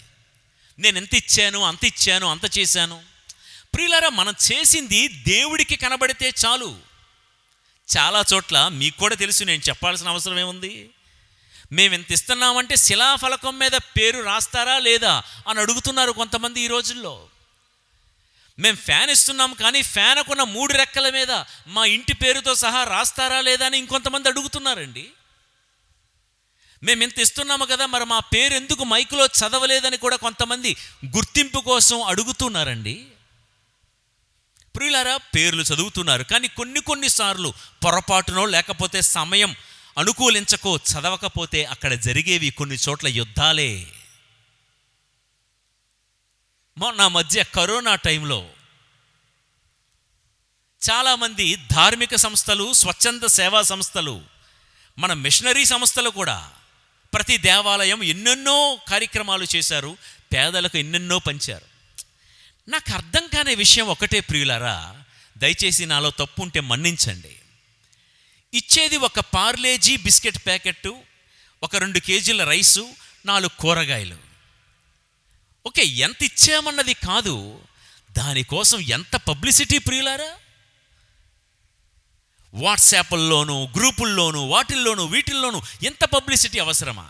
మనకు మనం చేసుకోకుండా ఎవరో ఫోటో తీస్తే, దానికి ఫోటో తీసి ప్రచురిస్తే ఓకే, దానికి మనం బాధ్యులము కాము. కానీ మనకు మనమే, ప్రభు చెప్పిందేమో ఈ మాట, కానీ మనం చేస్తున్నది ఏమిటి అంటే, ఈ మాటలు కొంతమందికి రుచించకపోవచ్చు, కానీ ఒక్కసారి విజ్ఞతతో మంచి మనసుతో ఆలోచించమని ప్రభునామంలో కోరుతూ ఉన్నాను. మనస్సున పదిలంగా నెంబర్ 1 నీ ఇంటి గుట్టు దాచుకో. నెంబర్ 2 ఇతరుల ఇంటి గుట్టు కూడా లోపలే ఉంచుకో. నెంబర్ 3 నీవు చేసిన దానం, ఉపకారం, సహాయం ఎప్పుడు కూడా బయటకు పొక్కనియద్దు, బయటకు చెప్పనియద్దు. ఓకే, మనుషుల నుండి వచ్చే ప్రశంసల కంటే దేవుడి నుండి వచ్చే ప్రశంస, దీవెన కోసం మాత్రమే మనము దాన ధర్మాలు చేద్దాం. ఇక 4వ విషయం, గతంలో మనం చేసిన మన పాపాలు, మన లోపాలు, మన బలహీనతలు ఎప్పుడూ కూడా ఇతరుల ముందు చెప్పొద్దు, దేవుడితోనే చెప్పుకో. మనలో ఉన్న బలహీనతలు కానీ, గతంలో తెలుసో తెలియకో కొన్ని పొరపాట్లు, కొన్ని పాపాలు దొర్లిపోయి ఉండొచ్చు, దేవుడితో చెప్పుకో. ప్రియులారా, దేవుడితో చెప్తే దేవుడు క్షమిస్తాడు, దేవుడు మర్చిపోతాడు. God forgives and forgets. కానీ మనిషితో చెప్తే he may forgive, but human being will never forget. నీవు నీ బలహీనతలు, నీ గతంలో, ఉదాహరణకు అనుకుందాం, గతంలో నేను అది ఇది అన్నీ చేశాను, నేను తాగుబోతుని, నేను వ్యభిచారిని, నేను ఇలాంటి వాడిని, అలాంటి దాన్ని అని నువ్వు తోటి నరుడితో చెప్పుకుంటే, మనిషి నీ బలహీనతలన్నీ విన్నట్టే విని సమయం వచ్చినప్పుడు నీ బలహీనతను వేలెత్తి చూపించి నిన్ను ఎద్దేవా చేస్తాడు, గేలి చేస్తాడు.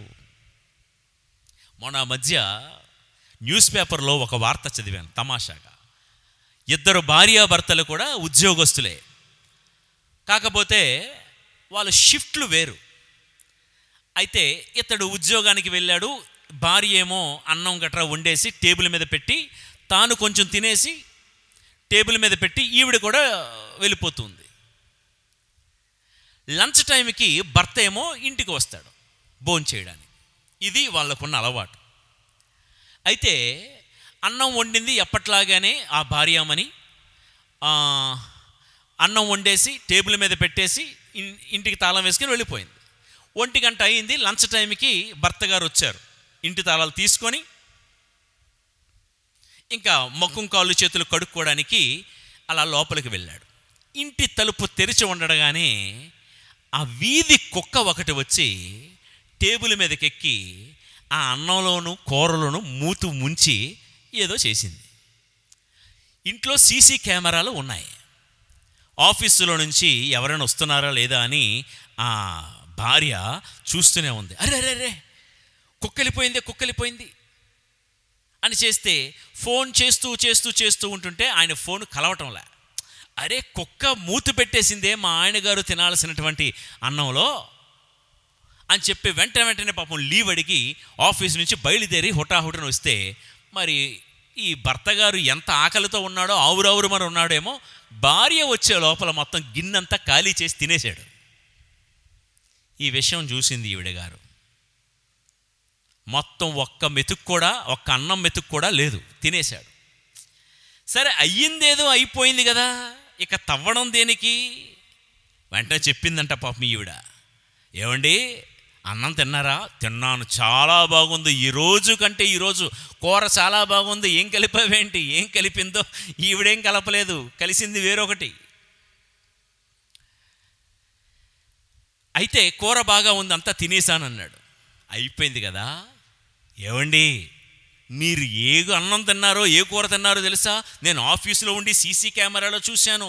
మన వీధి కుక్క, మిగతా కుక్కలన్నీ బుజ్జిగా బాగుంటాయి, మనం ఏదైతే గజ్జి కుక్క అనుకుంటామో ఆ కుక్క వచ్చి మూతి ముంచి మరి తినేసిందండి. సగం తిన్న అన్నం మీరు తిన్నారు. ఇంకేముంది, అసహ్యంతో వాంతి చేసుకోవడం మాత్రమే కాకుండా నాకు ముందే ఎందుకు చెప్పలేదని ఆ భార్యకు చీవాట్లు పెట్టాడు, 4 దెబ్బలు కూడా వేశాడంట. ప్రియులారా, నేను చెప్పే మాట ఏంటంటే పాపం భర్త మీద ఉన్న ప్రేమతోనే పాపం అంత హుటాహుటిగా ఆవిడ వచ్చింది. ఇంకా తినకుండా ఉంటే చెప్పినా పర్వాలేదు, తినేసిన తర్వాత అంతా అయిపోయింది కదా. అంటే నేనేదో జస్ట్ జోక్గా కామెడీగా ఈ మాట కేవలం కుక్కతో నేను పోల్చి చెప్పాను. కానీ ఈ మాటలు కొన్ని విషయాలు ప్రియులారా, గతంలో తెలుసో తెలియకో మన బలహీనతల వలన కొన్ని పొరపాట్లు కొన్ని తప్పులు దొర్లిపోయి ఉండొచ్చు. మన గతం అంత చెప్పుకోదగ్గ వైభవోపేతంగా ఉండకపోవచ్చు. జుగుప్సాకరముగా లేకి పనులు, హాని పనులు, కాని పనులు మనం చేసి ఉండవచ్చు. కానీ ఒక్క మాట, లైఫ్లో మన బలం గురించి కానీ మన బలహీనత గురించి కానీ పదే ఎవరితోనూ చెప్పుకోవద్దు, చాటుగా ఉండు. అలా అంటున్నాను కదా అని వేషధారిగా ఉండద్దండి. వేషధారిగా ఉండమని కాదు ఈ మాటకు అర్థం. గతంలో జరగాల్సిన ఏదో జరిగిపోయినాయి, అయిపోయింది. చెప్పుకోవలసి వస్తే దేవుడి ముందుకు వచ్చి, ప్రభువా, దావీదు 51వ కీర్తనలో అన్నాడు కదా, మా అమ్మ కడుపున పడినప్పటి నుండి నేను పాపాత్మున్నే ప్రభువా. దావీదు దేవుడితోనే చెప్పుకున్నాడు తన బలమేంటో, తన బలహీనత ఏంటో. ఎప్పుడు నీ బలహీనతలేవో లోకముందు చెప్పవద్దు. డెలీలా వద్దకు సంసోను వెళ్ళాడు. సంసోనును పదే ఈ డెలీలా ఏమడిగేదో తెలుసా? నీ బలానికి కారణం ఏంటి? ఏం చేస్తే నీవు బలహీనుడిగా మారిపోతావు? నిజానికి మరి డెలీలాకి ప్రియుడు కదా సంసోను గారు. ఒక ప్రియుణ్ణి ఏమడగాలి? హలో వచ్చావు కదా, ఏం కావాలి? బూస్ట్ కావాలా, హార్లిక్స్ కావాలా, బోర్న్విటా కావాలా, కాఫీ తాగుతావా, టీ తాగుతావా, టిఫిన్ తింటావా, ఇవి అడగాలి. కానీ నిజమైన ప్రేమికురాలు కాదు కదా డెలీలా. అందుకే నీ బలానికి కారణం ఏంటి? ఏం చేస్తే నువ్వు బలహీనతలు అయిపోతావు? పదే. ఒక్కసారి సంసోను తన బలహీనత ఏంటో చెప్పాడు, అంతే. ఒక్కసారి తన బలహీనత ఏంటో చెప్పాడు. ఆ ఒక్క మాట పట్టుకొని మహాబలవంతుడైన సంసోన్ని బలహీనుడిగా మార్చేసింది. ప్రియులారా, నీ బలహీనత, సంసోను డెలీలాతో చెప్పుకున్నట్లుగా నీ బలహీనత ఏంటో ఎప్పుడు ఎవరితోనూ చెప్పవద్దు. ఒకవేళ చెప్పాల్సి వస్తే ఎవరితో చెప్పాలి? ఈ బలహీనుణ్ణి బలవంతుడుగా మార్చగలిగే ఆ దేవుడు ముందు మాత్రమే నీ బలహీనత చెప్పు. మరియ తల్లి ఆమె బలహీనురాలు కాదు, కానీ దేవుడి మాట వినగానే ఏం చెప్పింది? నేను ప్రభువు దాసురాలను, దేవుడి దీనురాలను. ఈ దీనురాలి దీనావస్థను ఆయన చూశాడు. దేవుడు ముందే ఒప్పుకుంది తన దీనావస్థను.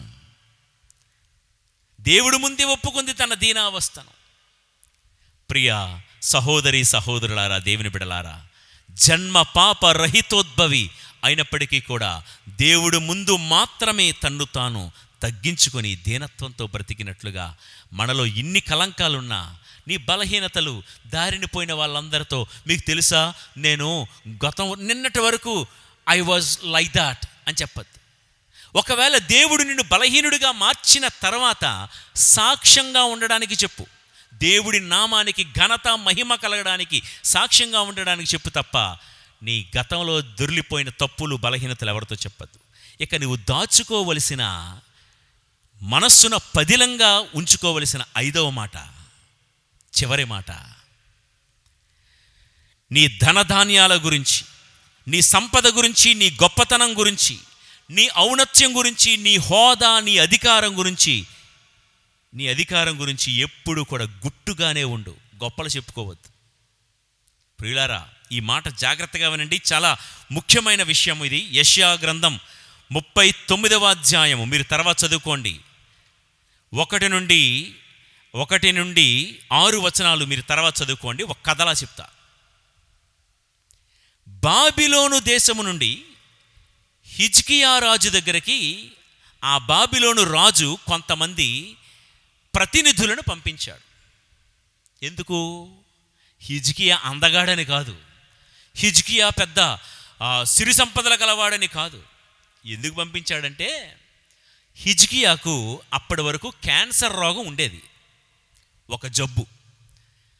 ఆ జబ్బు నుండి హిజ్కియా స్వస్థత పొందాడు అన్న సంగతి తెలియగానే బాబిలోను రాజు పరామర్శ కోసమని కొంతమంది ఆ ఊరు నుంచి పంపించాడు. కులాసాయేనా హిజ్కియా అని అడగడానికి. ఈ హిజ్కియా ఏం చేయాలి? దేవుడి కృప వలన నేను కుశలమే, నా దేవుడు నాకు అంజూరపు గుజ్జును నా వ్రణముల మీద పూసి స్వస్థతనిచ్చాడు అని దేవుడి పేరు చెప్పాలి, దేవుణ్ణి చూపించాలి కదా. కానీ ఈ హిజ్కియా ఏం చేశాడంటే, 39వ అధ్యాయము యెషయా గ్రంథం 2వ వచనం చదువుతున్నాను చూడండి. హిజ్కియా అతని దూతలను ఆహ్వానించి వారికి తన కోశాగారమనందలి వెండి బంగారములను, సుగంధ ద్రవ్యములను, పరిమళ తైలములను, ఆయుధ సామగ్రిని చూపించెను. తన ప్రాసాదమున గాని రాజ్యమున గాని హిజ్కియా వారికి చూపించని వస్తువు లేదు. ప్రియులారా, నేను మిమ్మల్ని ఒక మాట అడుగుతా. జబ్బు నుండి కోలుకొని స్వస్థత పొంది పరామర్శించడానికి వచ్చిన వారికి హిజ్కియా ఏం చెప్పాలి? నేను చావాల్సిన వాడినయ్యా, నా జబ్బు వల్ల నేను చచ్చిపోవలసిన వాడిని, మా ఊరిలో ఇదే జబ్బు వచ్చి ఎంతమంది చనిపోయారు, కానీ నా దేవుడు నన్ను బతికించాడయ్యా, నాకు స్వస్థతనిచ్చింది దేవుడే అని దేవుణ్ణి, దేవాలయాన్ని చూపించాల్సిన హిజ్కియా పొందిన మేలు మరిచిపోయి ఏం చూపిస్తున్నాడంట? తన వస్తువులు. ఇదిగో రండి చూడండి, ఈ బంగారం, ఈ వెండంతా నాదే, ఇదిగో ఈ పరిమళ ద్రవ్యాలు, చివరికి తన ఒంటి మీద రాసుకున్న సెంటు బాటలు కూడా చూపించాడంట, అది కూడా వదల్లా.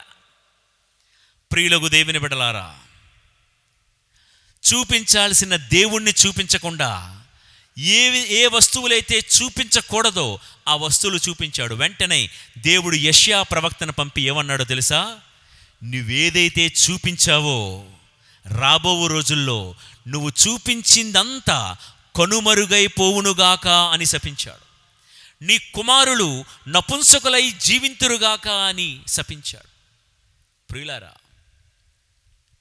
దేవుణ్ణి చూపించాల్సిన మన జీవితంలో ఏం చూపించకూడదో వాటిని మనం చూపించకుండా ఉండాలి, గుట్టుగా ఉండాలి. చాలామందికి అలవాటు ఉంటుంది, అందరిని పిలిచి రా వదినారా, ఈ సోఫా మీ అన్నయ్య గారు కొన్నారు, కొత్త సోఫా చూసావా, ఇలా నొక్కితే రెక్లైనర్ ఇలా చక్కగా జారబడచ్చు చూపిస్తుంది ఆవిడ. రెండన్నయ్య గారు ఫ్రిడ్జ్ కొత్తగా కొన్నాం చూసారా, ఫ్రిడ్జ్ టచ్ ఎట్లా అంటే ఐస్ గడ్డలు ఎట్లా పడిపోతాయి. కొన్న ఫ్రిడ్జ్ చూపిస్తారు, సోఫా సెట్ చూపిస్తారు, మంచం చూడండి, మంచం టేకు మంచం ఇక్కడెక్కడ దొరకదు అన్నయ్య గారు, ఇది మలేషియా నుండి తీసుకొచ్చిన టేకు మంచం. చూసారా ఏసీ ఎంత చల్లగా వస్తుందో, ఏసీ ఎక్కడైనా చల్లగానే వస్తుంది, కానీ వీళ్ళింట్లో మాత్రం చాలా చల్లగా వస్తుందంట. కొన్న ఏసీలు చూపిస్తారు, ఫ్రిడ్జ్లు చూపిస్తారు, మంచాలు, చివరికి కారు చూడండి, కొత్త కారు. ఎక్కడా మీరు చూసుండ్రు అన్నయ్య గారు, కారు 4 పడతాం, ఏ కారులోనైనా అంతే. ప్రియులకు దేవుని బిడ్డలారా, హిజ్కియా కూడా ఇదే తప్పు చేశాడు. ఏది చూపించాలో ఆ దేవుణ్ణి చూపించకుండా గుట్టుగా లోపల దాచుకోవలసినటువంటి వాటిని చూపించాడు. దేవుడిచ్చిన శాపం ఏంటో తెలుసా? హిజ్కియా, నువ్వేదైతే చూసి విర్రవీగిపోయావో, అహంకారంతో చూపించాల్సిన దేవుణ్ణి చూపించకుండా నీ ఇంటి వస్తువులను చూపించావు కదా, చూపించిన వస్తువులన్నీ త్వరలోనే బాబిలోను రాజు ఆ సొమ్మంతా కొల్లగొట్టుకొని పోతాడు అని దేవుడు శపించిన మాటలు విన్నాం. ప్రియులారా, గొప్పలకు పోయి బడాయి మాటలకు పోయే గుణం ఒకవేళ మనలో ఉంటే, అందరినీ చూపించుకుంటూ అందరికీ చూపించుకొని అందరి వద్ద ప్రశంసలు పొందడానికి ఆరాటపడిన వాళ్ళు ఎంతోమంది ఉన్నారు. అలాంటి వాళ్ళందరూ కనుమరుగైపోయినట్లుగా మనకు తెలుసు. ఆ మధ్య సోషల్ మీడియాలో చాలామంది, ఇదిగో ఈ జెట్ ప్లెయిన్ చూసారా, ఇలాంటి ప్లెయిన్ ఎవరికీ లేదు, నాకొక్కడికే ఉందన్నాడు. ఇప్పుడు చరిత్రలో అలాంటి వాడు ఎక్కడికి వెళ్ళిపోయాడో తెలియదు. ప్రియులారా, మన జీవితంలో మనం చూపించాల్సింది దేవుణ్ణి. ఒక మాట అంటాను, ఏమనుకోకండి మీ ఇంటి మనిషిగా. కొన్ని పెళ్ళిళ్ళకి వెళ్తున్నప్పుడు నాకు ఎదురైనటువంటి అనుభవాలు ఏంటంటే, పెళ్లి కూతురు ఎవరో, పెళ్ళికి వచ్చిన అతిథులు ఎవరో పోల్చుకోలేమండి. విన్నారా? పెళ్లి కూతురు ఎవరో, పెళ్ళికి వచ్చిన అతిథులు ఎవరో పోల్చుకోవడం కష్టం. ఎందుకంటే పెళ్లి కూతురు అనేసరికి ఆ ఆభరణాలు, ఆ ఆడంబరాలు ఇవన్నీ కూడా ఉంటాయి. పెళ్ళికి వచ్చే అతిథులు కూడా కొన్ని చోట్ల పెళ్లి కూతురు కంటే ఓకే. ప్రియులారా, ఉంటే దేవుడికి స్తోత్రం, వందనం అని చెప్పుకో. మాకే ఉంది, మా దగ్గర ఎంత ఉంది అంత ఉందని గుట్టుగా ఉంచాల్సిన వాటిని గుట్టుగానే ఉంచు. వాటిని ఎప్పుడు కూడా చూపించుకోవాలనే ప్రయత్నం చేయకు. హిజ్కియా గ్రాండ్గా కనబడాలనుకున్నాడు. ఏమయ్యాడో విన్నాం చరిత్రలో. హిజ్కియాలాగా మనం కూడా లేనిదానికి, లేకపోయినా కొంతమంది గ్రాండ్గా కనబడాలంటారు, అనుకుంటారు. ప్రియులకు దేవుని బిడ్డలారా, అదేదో సామెత ఉన్నట్లుగా అన్నీ ఉన్న విస్తరాకంట అణిగిమణిగి ఉందంట. ఏమీ లేనిది ఎగిరెగిరి పడినట్టు. ప్రియులకు దేవుని బిడ్డలారా, దేని గురించి అయితే అతిశయపడ్డావో అది కనిపించకుండా పోతుంది, జాగ్రత్త. మన అతిశయం అనేది ఏదైనా ఉంటే అది ఆ దేవుడే అయి ఉండునుగాక. సర్వభోగాలు ఇచ్చినటువంటి ఆ దేవుణ్ణి మాత్రమే మనము బయటికి చూపించుదుముగాక. ప్రియులారా, మనస్సున పదిలంగా 5 విషయాలు పదిలంగా ఉంచుకో. నెంబర్ 1, నీ ఇంటి గుట్టు. నెంబర్ 2, పొరుగు వారి గుట్టు, ఇతరుల ఇంటి గుట్టు, వారి బలహీనత గుట్టుగా ఉంచుకో. నెంబర్ 3, నువ్వు చేసే దానం, నువ్వు చేసే ధర్మం, నువ్వు ఇతరులకు చేసే ఉపకారం గుట్టుగా ఉంచుకో. నెంబర్ 4, నీ బలహీనతలు గుట్టుగా దాచుకో. నెంబర్ 5, నీకున్న కీర్తి, నీకున్న ఖ్యాతి, నీకున్న హోదా కాదు, వీటన్నిటినీ ఇచ్చిన దేవుణ్ణి మాత్రమే నీవు చూపించు. ఇంతవరకు 5 విషయాలు ఏవి దాచుకోవాలో చెప్పాను. మరొక 2 విషయాలు ఏం దాచుకోకూడదో చెప్తాను, జాగ్రత్తగా వినండి. నెంబర్ 1, దేవుడి వాక్కు. నువ్వు వింటున్న ఈ దేవుడి వాక్కు ఎప్పుడు కూడా బహిరంగంగా ప్రకటించు. ఇందాక మనం చదువుకున్నాం కదండి, అపోస్తుల కార్యాలు 20వ అధ్యాయము 20-21 వచనంలో పౌలు గారు ఏమంటున్నారు? నేను బహిరంగముగా మీ ఇండ్ల యందు ప్రసంగించి బోధించినప్పుడు. ఏదైతే ఈ ప్రయోజనకరమైన ఈ మాట, ఈ వాక్కు, పౌలు గారు అంటున్నాడు, మీ ఇంటింటికి వచ్చి నేను బోధించాను. ఇంటింట సువార్త సుగంధం. ప్రియులకు దేవుని బిడ్డలారా, మంచి అనేది ఏదైనా ఉంటే అందరికీ ప్రకటించు. పౌలు గారు ఎఫెసీయులకు వ్రాసిన లేఖ 4వ అధ్యాయము 29వ వచనంలో, సంభాషణలలో దుర్భాషలు రానియక అది వినువారికి మేలు కలుగునట్టు చూడవలెను, సందర్భమును బట్టి వినువారికి దైవానుగ్రహము ప్రసాదింపగల అనుకూల వచనములనే పలుకుడు. విన్నారా? మనం ఏం దాచుకోకూడదు? నీలో ఉన్నటువంటి మృదువైన సంభాషణ, వినేవారికి ఏదైతే మేలు కలుగు చేస్తుందో వాటన్నిటినీ కూడా మనము ఇతరులకు ప్రకటించాలి. ఇదిగో మీరు ఈ మాట వింటున్నారు, ఇదే మాట కాదు, ఏ ఫాదర్ గారులు చెప్పిన ప్రసంగాలైనా ఆ మంచి అని మీకు అనిపిస్తే 10 మందికి పంచుకోండి, 10 మందితో షేర్ చేసుకోండి. ఇది దాచుకునే విషయం కాదు, ప్రకటించే విషయము దేవుడి వాక్కు. ఓకే. నంబర్ 2, మీరు తెలుసుకున్న ఈ విషయాలు, దేవుడు చేసిన ఘనకార్యాలు ఇతరులకు చెప్పండి. దేవుడు మా పట్ల ఈ మేలు చేశాడని మరియ తల్లి చెప్పింది కదా, సర్వోన్నతుడు నా ఎడల గొప్ప కార్యములు చేశాడు. ఎక్కడ మౌనంగా ఉండాలో తెలిసిన ఆ తల్లికి, ప్రియులారా, ప్రకటించాల్సినవి మాత్రం బహిరంగంగా ప్రకటించింది ఆ తల్లి. మౌనంగా ఉండడం తెలుసు మరియ తల్లికి. స్త్రీ, అది నాకేమి నీకేమి, నా గడియ ఇంకనూ రాలేదు అంటే మౌనంగా ఉంది ఆ తల్లి అక్కడ. ఎందుకు తన కుమారుడు తనను స్త్రీ అని పిలిచాడో ఆ తల్లికి తెలుసు. మరొక చోట యేసుప్రభును కలవడానికి వెళ్తున్నప్పుడు, అయ్యా నీ తల్లియు నీ సోదరులను బయట వేచి ఉన్నారంటే, నా తల్లెవరు నా సోదరులెవరు? దేవుని మాటను ఆలకించి పాటించువారే నా తల్లి నా సోదరుడని చెప్పినప్పుడు ఆ మాటల ఆంతర్యం ఎరిగినటువంటి మరియ తల్లి అక్కడ సైలెంట్గా ఉంది. అక్కడ సైలెంట్గా ఉన్న ఆ తల్లి, మనస్సున పదిలంగా భద్రపరుచుకున్న ఆ తల్లి, ఎక్కడ ప్రకటించాలో దేవుడి ఘనకార్యాలు అక్కడ తన స్తోత్రగీతంలో ప్రకటించింది. సర్వశక్తిమంతుడే నా ఎడల గొప్ప కార్యాలు చేశాడు. తరతరముల వారు ఇక నన్ను ధన్యురాలని పిలవడానికి కారణం ఆయనే ఈ దీనురాలి దీనావస్థను కటాక్షించాడని చెప్పే మాటలు. కాబట్టి దేవుడు చేసిన ఘనకార్యాలు మనం స్తుతించాలి, మన పిల్లలకు చెప్పాలి. 78వ కీర్తన చూడండి, చక్కని మాట ఉంటుంది అక్కడ. 78వ కీర్తన 4 నుండి 8 వచనాలు చదవండి. మచ్చుకు ఒక మాట చదువుతాను. ప్రభువు మహాకార్యములు, ఆయన పరాక్రమము, ఆయన అద్భుత కార్యములు మొదలైన అంశములను మన పిల్లలకు తెలియకుండా దాచి ఉంచరాదు. విన్నారా? మన పిల్లలకు తెలియాల్సింది ఏంటంటే, దేవుడు చేసిన మేలులు ఇవి బాబు. ఒకప్పుడు మొద్దన్నం కోసం బాధపడే కుటుంబాలు రా మనవి. ఒకప్పుడు కట్టుకోవడానికి బట్టలకు కూడా నోచుకోలేని బ్రతుకులు రా మనవి. ఒకప్పుడు ఉండడానికి ఇల్లు కూడా లేదురా మనకి. కానీ దేవుడు మన పట్ల ఈ ఘనకార్యం చేశాడు కాబట్టే ఈ ల్యాప్టాప్లు, ఈ ట్యాబ్లు, ఈ కంప్యూటర్లు, ఈ సెల్ ఫోన్లు, ఈ టీవీలు ఇవన్నీ కూడా మనకి దేవుడిచ్చాడురా నాన్న అని చెప్పాలే తప్ప, కొంతమంది, క్షమించండి, బుద్ధి లేని కొంతమంది తల్లిదండ్రులు ఏం చెప్తారో తెలుసా?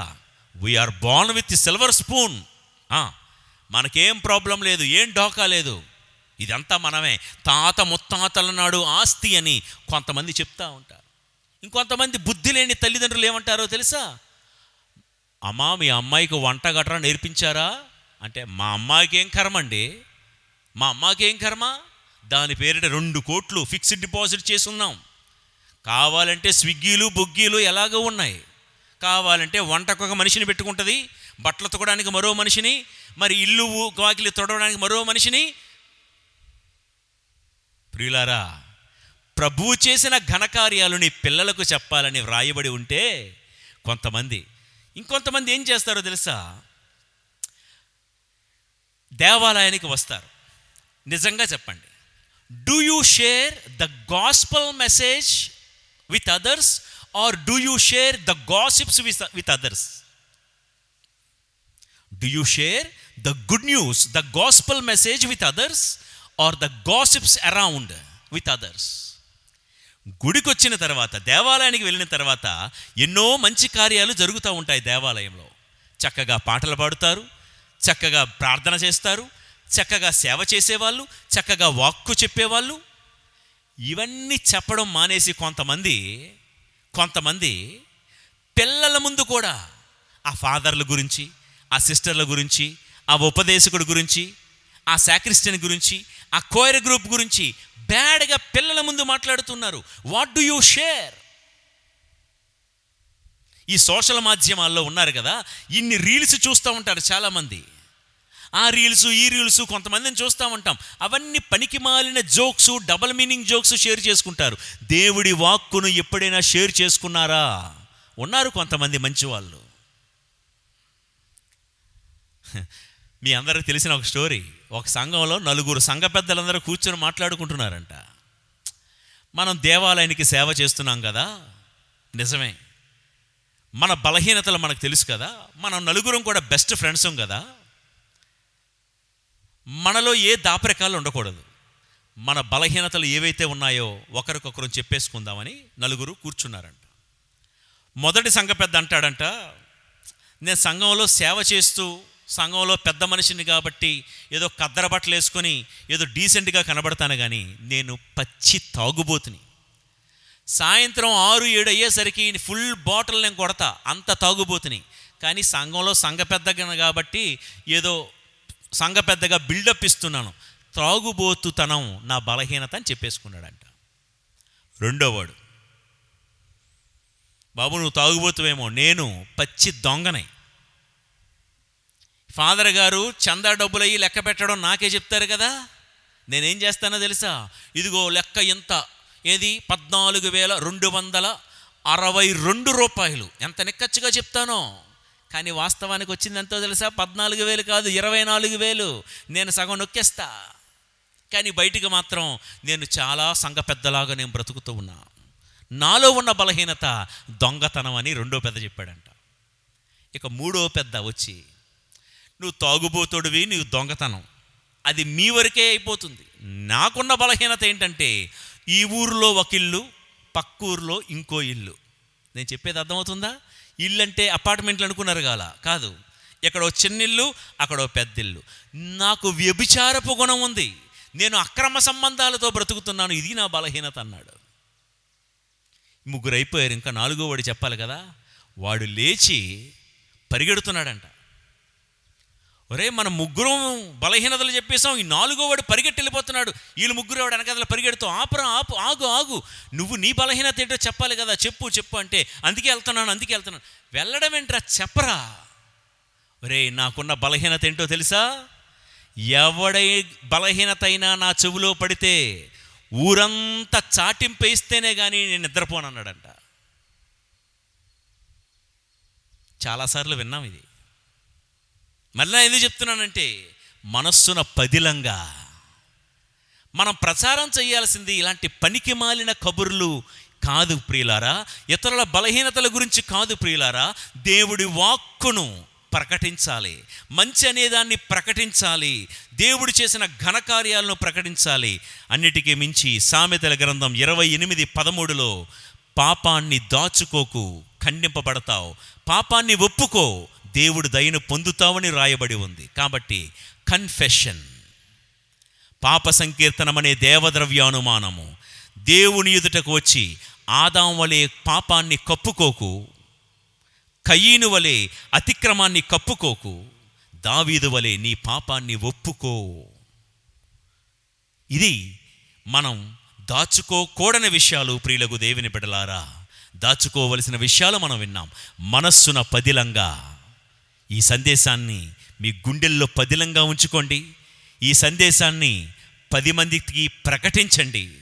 నేటి నుండి అమ్మ మరియ తల్లి మనస్సున పదిలంగా ఎలాగైతే దాచుకోవలసినవి దాచుకుందో.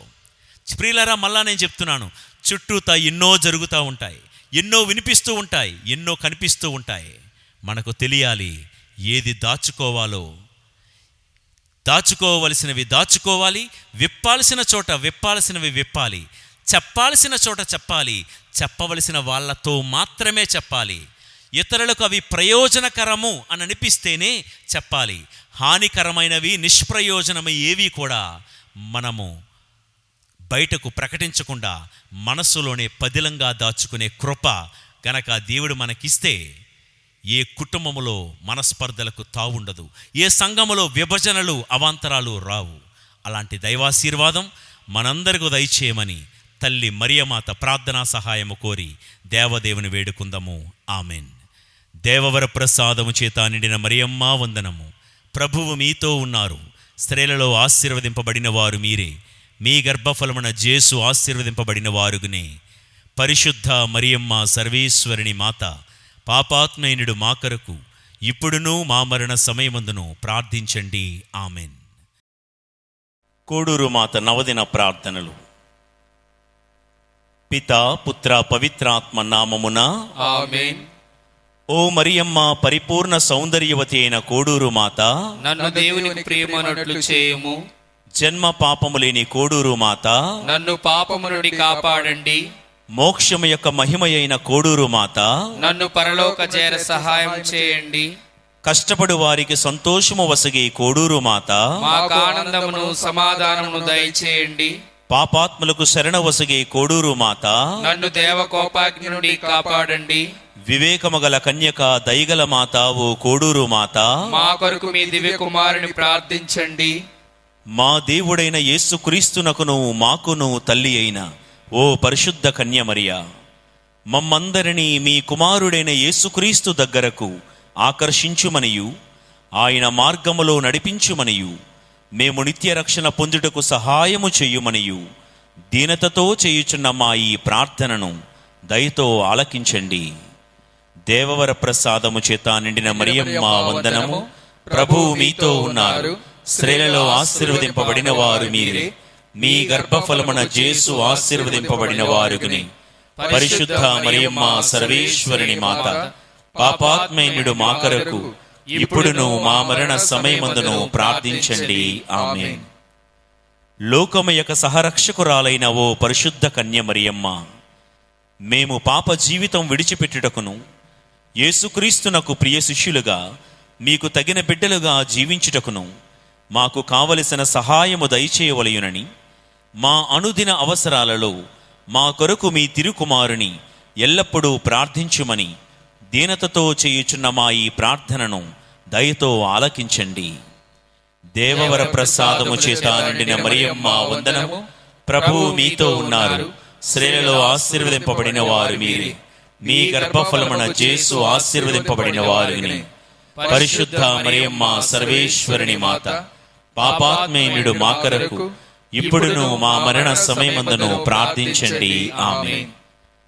కోడూరు మాతగా వెలియుచున్న ఓ పరిశుద్ధ కన్య మరియా, కోడూరును మీరు ప్రత్యేకముగా ఎన్నుకునినందులకు, మిమ్ము ప్రార్థించు వారలకు ఊరట నిచ్చుచున్నందులకు మీకు వందనములు అర్పించుచున్నాము.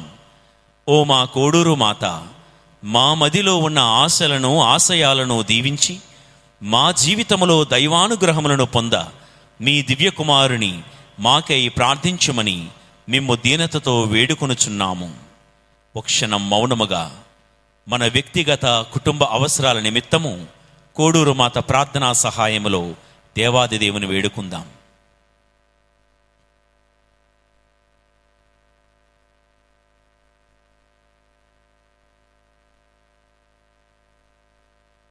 దేవవర ప్రసాదము చేత నిండిన మరియమ్మ వందనము. ప్రభువు మీతో ఉన్నారు. స్త్రీలలో ఆశీర్వదింపబడిన వారు మీరే. మీ గర్భఫలమున జేసు ఆశీర్వదింపబడిన వారుని. పరిశుద్ధ మరియమ్మ సర్వేశ్వరుని మాత, పాపాత్మయునుడు మా కొరకు ఇప్పుడును మా మరణ సమయమందును ప్రార్థించండి. ఆమేన్. ప్రార్థించుదము. సర్వమును మిక్కిలిగా ప్రేమించి పాలించు మా ప్రియ పరలోకపు తండ్రి, మీ కృప వలన మేము పొందిన మేలులన్నింటికీ మీకే వేలాది వందనములు. ఓ ప్రభువా, మీ వరపుత్రికగా, తల్లిగా, సహరక్షకిగా మీరెన్నుకున్న మరియను మాకు తల్లిగా, కోడూరు మాతగా అనుగ్రహించినందులకు స్తోత్రములు. మీ దయను కోరి ఇచ్చట చేరియున్న మమ్ములను, మా కుటుంబములను దీవించండి. మా సమస్యలకు పరిష్కారమును, సాతాను బంధనాల నుండి విడుదలను, శారీరక మానసిక ఆయురారోగ్యములను మీ పవిత్ర మాత అయిన కన్య మరియమ్మ విజ్ఞాపన ప్రార్థనా సహాయముతో మాకు అనుగ్రహించండి. మా నాథుడైన క్రీస్తు ద్వారా ఈ మనవి చేయుచున్నాము. ఆమేన్. ప్రభువు మీతో ఉందురుగాక, మీ ఆత్మతోనూ ఉందురుగాక. పరిశుద్ధ మరియను కోడూరు మాతగా మనకు అనుగ్రహించి అద్భుత వరములతో నింపిన సర్వేశ్వరుడు స్తుతింపబడునుగాక. ఆమేన్. విశ్వాసముతోను నిరీక్షణతోను ప్రభువు పేరిట సమావేశమై ఈ ఆరాధనలో పాల్గొంటున్న మిమ్ము ఆ దేవాది దేవుడు ఆశీర్వదింతురుగాక. ఆమేన్. కోడూరు మాత ప్రార్థనపై నమ్మకంతో వచ్చిన మిమ్ములను ఆ దేవాది దేవుడు అన్ని రోగ బాధల నుండి, ఆపదల నుండి, పిశాచి తంత్రోపాయముల నుండి కాపాడి మీకును మీ కుటుంబములకును శాంతి సమాధానములను వసగుదురుగాక. ఆమేన్. సర్వశక్తిగల సర్వేశ్వరుడు పితా పుత్ర పవిత్రాత్మ మేము ఆశీర్వదించి కాపాడుదురుగాక. ఆమేన్. అమ్మా వందనమమ్మా,